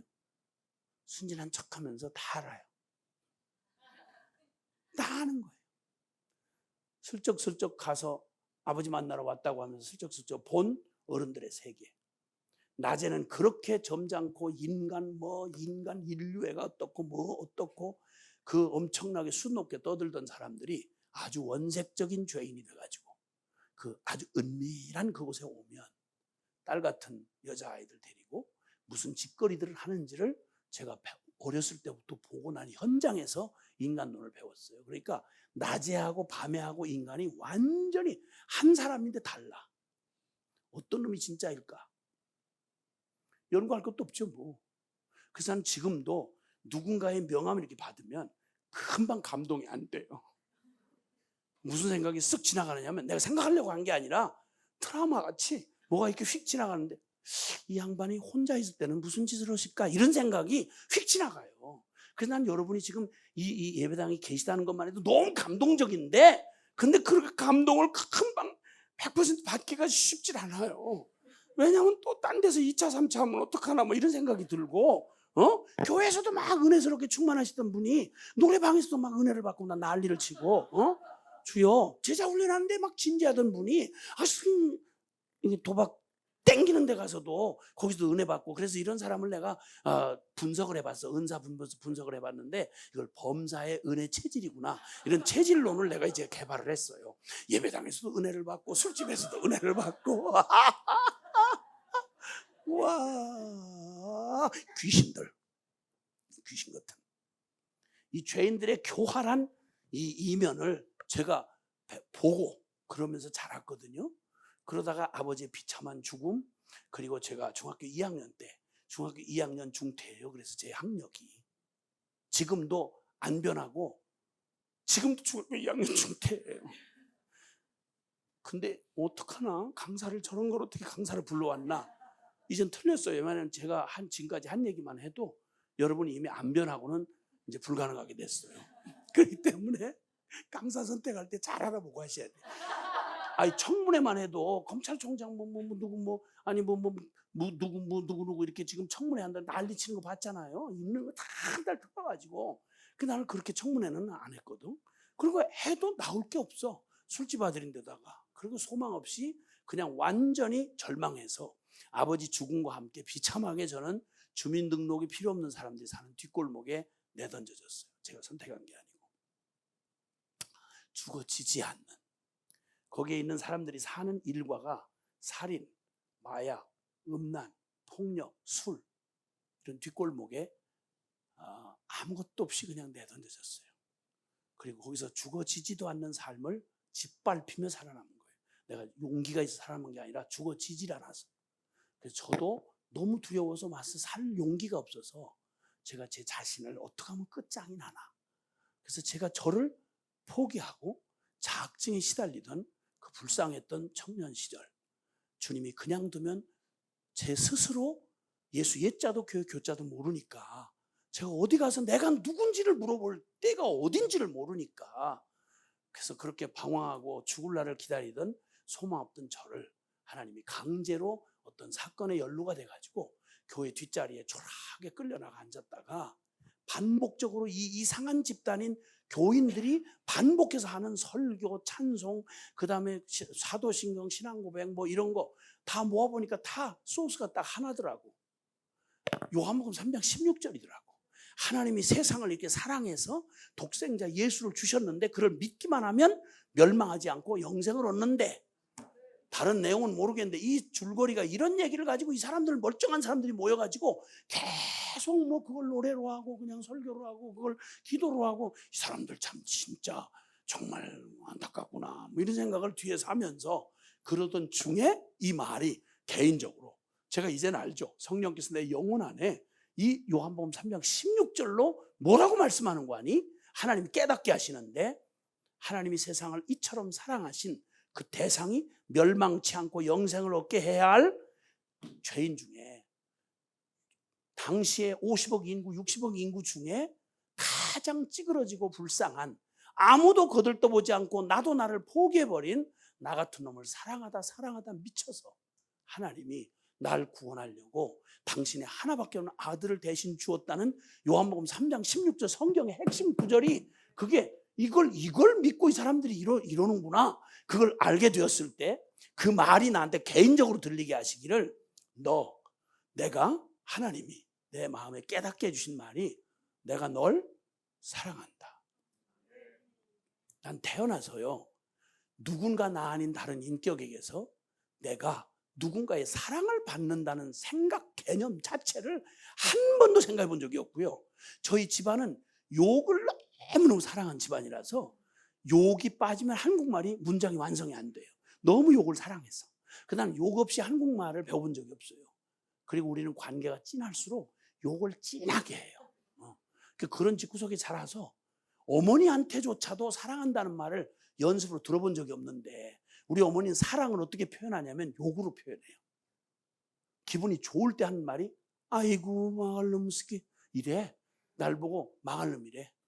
그리고 조금 성질나도 그래도 귀여운 자식이니까 날 보고 아이고 육실할 놈 이래. 그러나 어머니가 그러니까 좋은 말인 줄 알았어요. 그게 나중에 사전의 의미를 알고 봤더니 여섯 토막 내서 죽이는 걸 육시하다 그래. 날 보고 어머니가 육시할 놈이래. 그러다 진짜 성질나면 엄마를 내가 약 올리고 도망가면 엄마가 쇼다리니까 못 쫓아오잖아. 그리고 막 못 쫓아오니까 저기서 막 악을 쓰면서 이 호랭이 12번 뜯어갈래 이래. 동네 강아지가 물어도 심각한데 호랭이가 작정을 하고 나를 12번 뜯어가 버리면 내가 뭐가 남겠냐고. 응? 우리 어머니가 계모가 아니고 생모예요. 나를 직접 놔줬는데, 이런 문화에서 자라난 내가 내 생애 처음으로 내가 이 쓰레기 같은 인생이, 이 소망 없는 놈이, 내가 나를 포기한 나를 누군가가, 그것도 천지를 창조한 신, 가장 큰 신 하나님이라는 분이 진리를 통해서 나에게 고백해주는 말이 내가 널 사랑한다. 내가 태어나서 의식하는 한 내가 들어본 최초의 사랑의 고백을 나는 내가 지금 생명보다도 사랑하는 하나님한테 직접 들었어요. 그리고 두 번째 그 말, 요한복음 3장 16절을 해석해 주시는데, 그 말은 넌 재수없이 태어난 망한 술집 아들이 아니고 내가 너를 대신해서 내 아들을 대신 네 죄값 대신 죽일 만큼 내 생명을 내어줄 만큼 넌 너무도 소중한 놈이야. 태어나서 내 존재에 대해서 연습이라도 좋은데 이런 말을 들어본 적이 없는 내가 억지로 끌려온 예배당에서 처음으로 내가 영혼이 있다는 존재도 내가 알지 못했던 내가 처음으로 내 영혼인지 내 마음의 깊은 감동으로 이 요한복음 3장 16절이 시학적인 해석이 아니라 다른 감동이 아니고 그 하나님이라는 분이 크시고 놀라운 신이 날 보고 그냥 빈말이라도 내가 널 사랑한다. 넌 재수없이 태어난 망한 술집 아들이 아니고 넌 내가 생명을 대신할 만큼 넌 내게 소중한 놈이야. 이 말을 깨달음으로 내게 다가오시던 날 그게 70도 초였어요. 그리고 뒤집어졌어요. 미쳤어요. 그때 만난 그 예수님 만나가지고 내가 그 처음에 제자 훈련 받은 것도 아니고 교회 교체 아무것도 모르는데 그때 그 감동이 얼마나 컸던지 하나님 앞에 이렇게 얘기했어요. 저 무소유로 살겠다고. 이 말의 의미는 뭐냐면 난 지금까지 전부 자살하려고 했던 이유가 뭐냐면 망한 술집 아들, 너무 부끄러운 과거, 중학교 중퇴, 그 다음에 가난, 그 다음에 확 세상을 부사질 만한 용기도 없는 그런 조폭 두목이 될 만한 용기도 없는 놈, 내가 너무너무 싫은 거예요. 이 저주받은 인생이 왜 태어났나? 이게 난 어디로 가는 거야? 내가 누구야? 이걸 한 번도 우리 아버지가 가르쳐 준 적이 없었어요. 제일 중요한 질문을. 근데 이 얘기를 질문할 줄도 모르는 나한테 하나님이 찾아오셔서 요한복음 3장 16절로 내게 이 고백을 마음에 믿어지도록 주님이 나한테 감동으로 찾아오시던 그 순간에 그걸 깨닫고 했던, 내가 불행했던 건 이런 이유 때문이 아니라, 상황과 조건 때문에 불행한 게 아니라 이 놀라운 하나님을 모른 채 영적인 고아로 내가 살았던 게 이게 나를 비참하게 했던, 하나님도 없고 애비도 없이 그냥 영원한 고아처럼 이렇게 태어나서 이 비참하게 살다가 내가 성공했다면 우리 아버지 꼴 날 거 아니야. 성공했다면. 근데 와, 이 감격이 너무 커서 무소유로 살겠다고 했는데 바꾸지 말라고 그랬어요. 그래서 내가 중학교 중퇴 이거 학벌 짧은 거 이거 바꾸지 마세요. 그 다음에 가난 바꾸지 마세요. 그 다음에 술집 아들이랑 바꾸지 마세요. 다 바꾸지 마세요. 아무것도 난 더 필요하지 않아요. 그리고 그 모든 게 불행인 줄 알았는데 그게 아니었더라면 내가 예수님을 만날 수가 없었을 거 아니에요. 그러니까 나는 그 부끄러웠던 게 다 내 훈장처럼 된 거야. 그리고는 너무 감격해서 주님 앞에 무소유로 살겠다고 했는데 단순히 돈 없이 산다 이런 말이 아니라 아무것도 필요 없어요. 나를 이렇게 사랑해서 아들 예수님의 생명을 대신 내줬다는 하나님이 내 아버지라는데 내가 뭐도 필요하겠어요. 그러니까 아무것도 주지 마시라고.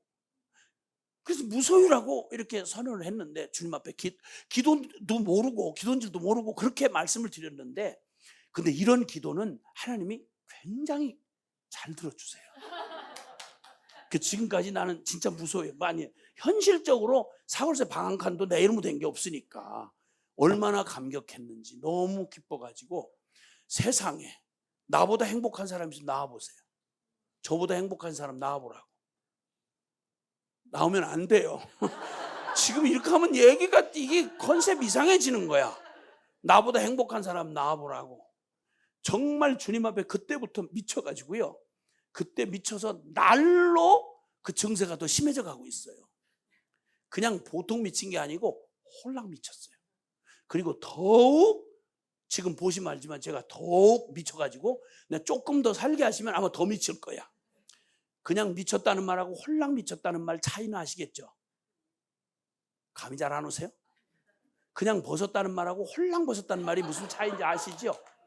미친 게 그런 거예요. 그렇게 미쳤어요. 그래가지고 진짜 지금까지 물론 엎어지고 자빠지고 주님 기쁘시게 못한 실패와 연약함은 분명히 있었지만 한 번도 뒤를 돌아볼 겨를이 없었어요. 내게는 예수님이 그런 분이었어요. 너무 기뻐가지고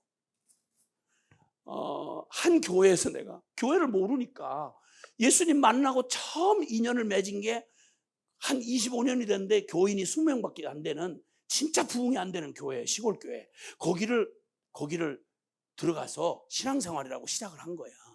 그리고 예배 때마다 제가 기억하기로 그 한 교회에서 10년을, 그것도 주일날 딴 교회에서 드리면 주일 성수가 아니에요. 그 교회에만 예배를 드려야 되고, 그 주일 성수도 토요일날 밤 자정 땡 할 때부터 주일날 밤 자정 땡 할 때까지 10년 동안 돈을 써도 안 되고 차를 타도 안 돼요. 그렇게 가르쳐 줬어요. 목사님 그렇게 가르쳐 줬다고. 난 그대로 믿었어. 그대로. 그래가지고 주일날 예배, 난 모태신앙이었으면 나 눈치채고 내가 목사님 뭐라고 얘기해도 내가 알아서 살았겠지. 난 안 모태잖아. 안 모태. 교회를 모르니까 시키는 대로 그냥 그대로 다 했지 뭐. 그 예배 드리러 오면 나는 매주일 준비가 되면 차례대로 천당 데려가는 줄 알았어. 왜냐하면 예수 천당 불신 지옥 그 유행했거든 70년도에. 그래가지고 나는 그냥 매주일마다 감격해가지고, 제가 생각하기에 공예배 중에 눈물 없이 예배를 드린 기억이 잘 안 나요. 얼마나 감격이 되는지. 찬송가 1장에 이렇게 감동받아 보신 분들 계시나? 만복의 근원 하나님, 온 백성 찬송 드리고, 저 천사여 찬송하세.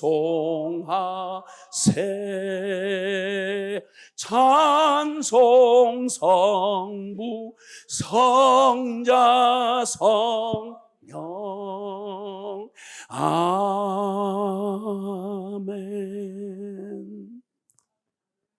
감격해서 대통령 취임식에 초대받은 어떤 장로님이 몇 년을 두고 그 얘기를 하더라고. 대통령 취임식에 저 광화문 앞에서 덜덜덜 떨면서 수만 명 초대받아서 대통령 취임식에 참석했던 분이 너무 영광스러워서, 나는 만왕의 왕 만주의 주가 되신 그분 앞에 이 천한망한 술집 아들 놈이, 이 죄인 놈이 어떻게 하나님의 영광스러운 하나님을 예배를 해? 너무 감격이 됐어. 1장 찬송 부르면 눈물이 쭉 흐르는 거예요. 어떻게 내가 영광스러운 하나님을 내가 찬양을 해? 그리고 찬송가 가사마다 전부 그게 다 내 거잖아. 근데 거기 다 작시자라고 딴 사람들 거기다 저작권 침해야 이거는. 나 같은 죄인 살리신 주 은혜 놀라와. 그거 다 내 고백이지 누구 고백이야? 주여 내 영혼이 은총 입어 중환제심 벗고보니 슬픔 많은 이 세상도 천국으로 화도. 이건 내 가사야. 이건 내 가사. 근데 딴 사람이 작시자라고 자기가 했다고 컨닝한 거지, 내 마음에 일어난 일을. 그래서 눈물로 예배를 드리는데, 주님이 천국을 데려가지 않을 때부터, 천국을 데려가시면 간단하잖아. 안 데려가면서부터 역사가 복잡해 꼬이기 시작했어요. 웬 여자가 하나 날 따라다니기 시작했다. 너무 따라다니니까 미안해서 결혼을 해야지 어떡해, 미안해서. 그래서 처갓집에 관계된 사람이 들으면 너무 이거 신경질 내더라고. 왜 따라다녔냐고 뭐 이런 식으로. 내가 어떻게 알아? 근데 어쨌든 계속 따라다니니까 미안해서 결혼했고, 결혼을 했더니 애가 생기는 거야. 그때는 애를 낳지 말라고 얼마나 국가에서 핍박을 했는지 몰라요. 지금은 막 이게 혜택이 있고 그런데 막 그냥 뭐 난리를 쳤어. 애 많이 낳은 걸 짐승처럼 여기고. 근데 하나님 나를 충성되이 여기사 애를 맡겨주시고, 주님이 낳게 하시는데 뭐 낳아야지 뭐. 그래서 그냥 5 낳았어요. 그 시절에. 할렐루야. 지금 적어서 놀라시는 거지? 나도 그래. 한 10명은 낳았어야 되는데 5 낳았어요. 5 낳는 쪽쪽 다른 생각할 겨를이 없었어요. 세상에 나 같은 죄인에게 일어나는 인생 일생일 때의 최고 사건이 하나님 만나게 해준 복음 사건이잖아. 그러면 이 복음을 내가 어떻게 알았겠어요? 지구 반대편 예루살렘이 시작한 복음이 이 땅, 한국 땅까지 와서 나 같은 천한 인간에게 들려지도록 하기까지 무슨 일이 있었는가 고민할 필요가 없더라고. 선교사가 전해주지 않았으면 어떻게 전하겠어? 그럼 일생의 최고한 인류를 위해서 이 비극적인 인생들에게 해주실 하나님의 영원한 축복을 하는 가장 보람스러운, 119만 해도, UN 직원만 해도 인류의 박애정신, 인류의 평화를 위해서 한다는 것만 해도 그렇게 대단한 자부심을 갖는데, 세상의 한 인생을 영원한 지옥에서 천국으로, 아멘, 멸망에서 영생으로, 창녀에서 신부로, 어둠에서 빛으로 인생을 도대체 질병 하나 고쳐주고 위기에서 건져주는 119만 해도 그렇게 보람스러우면, 세상에 이 영혼을 이 지옥에서 천국으로 건져는 이 복음이야말로, 이 복음 전하는 선교사야말로, 이걸 도대체 이걸 언제 시킬 때까지 기다려? 예수 만난 사람이 주님이 막 천사들 다 동원해서 너는 가만히 있으라고 말려도 그래도 해야지. 이게 무슨 말이야? 이 영광을 왜 놓쳐? 예수 믿으면 당연히 다 선교사 돼야지. 선교사 안 된 여러분은 뭐야 도대체? 주여, 아니 난 누가 얘기한 게 아니라니까. 나 평신도 했다니까. 그리고 나는 쪽쪽 다 선교사를 바쳤어요. 그냥 이름 들어보면 알지만 설명할 순 없어. 죽도록 충성하라 그래서 처음 아들 낳고 너무 감격해가지고 김충성이라 그랬지 뭐. 주님의 조건 없는 사랑이 너무 가슴이 벅찬데 둘째 딸 태어난 거예요. 그럼 김이내지. 이내 조건 없는 하나님 사랑. 이 백성은 내가 나를 위하여 지었나니 나의 찬송을 부르. 우리가 하나님을 찬송하는 존재로 지었어? 근데 셋째 딸이 태어난 거예요. 그냥 즉바로 김찬송이지 뭐. 그리고 막 은혜를 받고 말씀을 알아가니까 막 이게 만사가 다 하나님의, 내가 잘나서가 아니라 하나님 미리 여호와 이래로 다 응답해 주셨더라고. 근데 넷째 딸이 태어난 거예요. 잠깐의 망설임이 있었지만 김응답이지.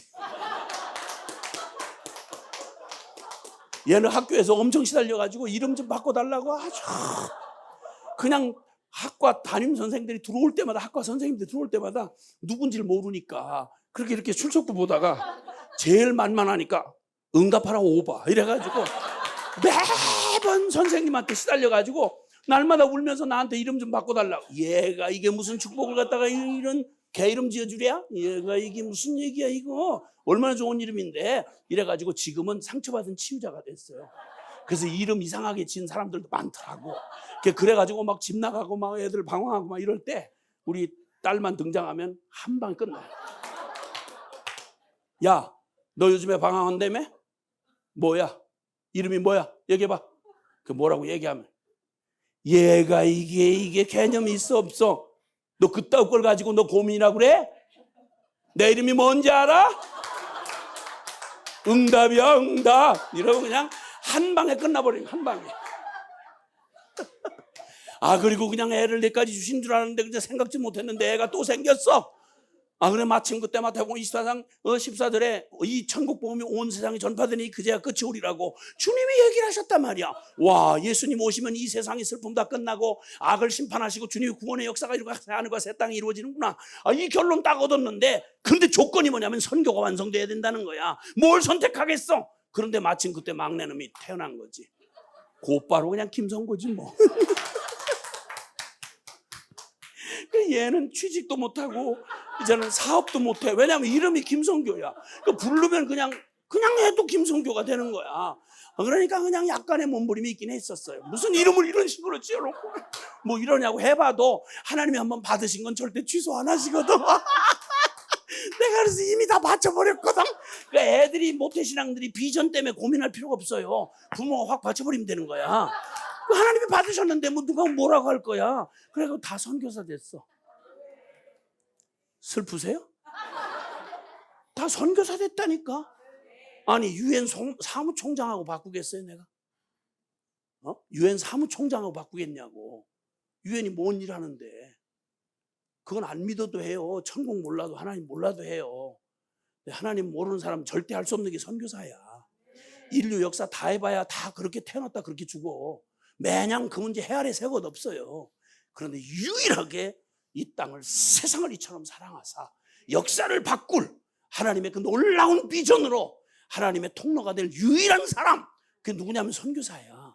그래서 주님도 마지막 유언처럼 남긴 게, 교회에게 남긴 게 마태복음 28장 18절로 20절에 지상대명이라고 말하는 바로 그 말씀에 온 인류 모든 교회가 최우선적으로 가장 강력하게 순종해야 될 주님의 명령이 적어도 저와 여러분을 어떤 수준으로 부르신지 아세요? 하늘과 땅에 예수께서 나와 일러 가라사대 하늘과 땅에 모든 권세를 내게 주셨으니 너희는 가서 모든 족속으로 제자를 삼아 아버지와 아들과 성령의 이름으로 세례를 주고 내가 너에게 분부한 모든 것을 가르쳐 지키게 하라. 볼지어다 내가 세상 끝날까지 너희와 항상 함께 있으리라. 아멘. 다 깨어지고 박살난 조선 말기에 다 말아먹은 이 나라에 하나님이 귀한 선교사를 보내셔가지고요, 딴 걸 주신 게 아니었어요. 여긴 돈 줘도 소용없고 딴 거 줘도 소용없어요. 안 바뀌어요.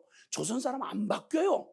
근데 주님이 그 허약해 보이는 선교사 한 사람 보내가지고 오자마자 칼로 목을 덜렁 쳤어요.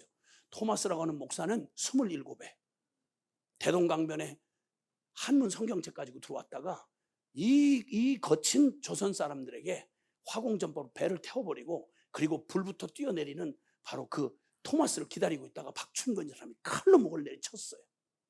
칼로 목을 치기 전에 그 무심한 그 청년의 손에 이 성경책을 건네주면서 하나님이 당신 사랑한다고 몇 마디 배운 조선말로 그 젊음의 피를 펑펑 쏟은 대동강물 마시는 사람마다 생명수 대신 예수님 만나고 이 조선 불쌍하고 은둔의 나라, 이 불쌍한 소망 없는 나라가 다시 하게 해달라고 기도하고 그 피를 쏟아냈던 바로 그곳에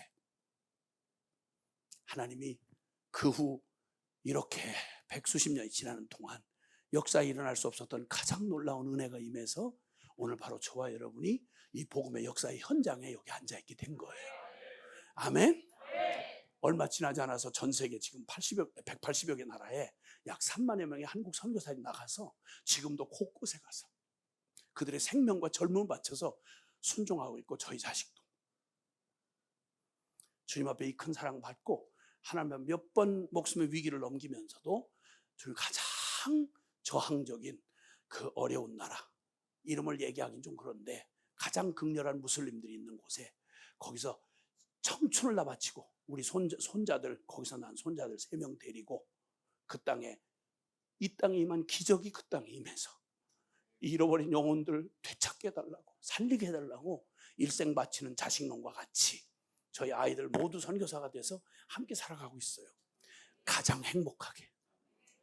그래서 바로 여러분을 이 복음으로, 똑같은 동일한 복음으로 부름받은 한 젊은 증인은 저희 아들이 속한 단체가 WEC라고 하는 웩이라는 선교단체인데, 웩이라는 선교단체를 창시했던 지금부터 100년 전 바로 C.T. 스터드라는 사람이 있어요. 영국 귀족사회의 귀족이었고요. 억만장자의 아들이었어요. 그리고 우리나라 이게 축구 스타들 막 대단하게 그러는 것처럼 그 영국 사람이 아주 미쳐 돌아가는 크리켓이라고 하는 야구 비슷한 게 있어요. 100년에 하나 날까 말까 거기 그렇게 이제 스포츠 대스타였어요. 최고한 권한을 가지고 모든 것으로 성공했던 그가 요한복음 3장 16절로 와장창 깨졌어요. 그리고는 그가 그의 일생을 바쳐서 유명한 케임브리지의 명문대학에 스타급에 해당하는 7명의 케임브리지 7인이 선교사로 헌신해서 모두가 다 그들의 일생 보장된 미래를 다 내려놓고 이 복음 위에서 자신들을 드렸어요. 그들이 드린 순종의 걸음이 수십만, 수백만의 영혼들을 돌이키게 하고 구원받게 했어요.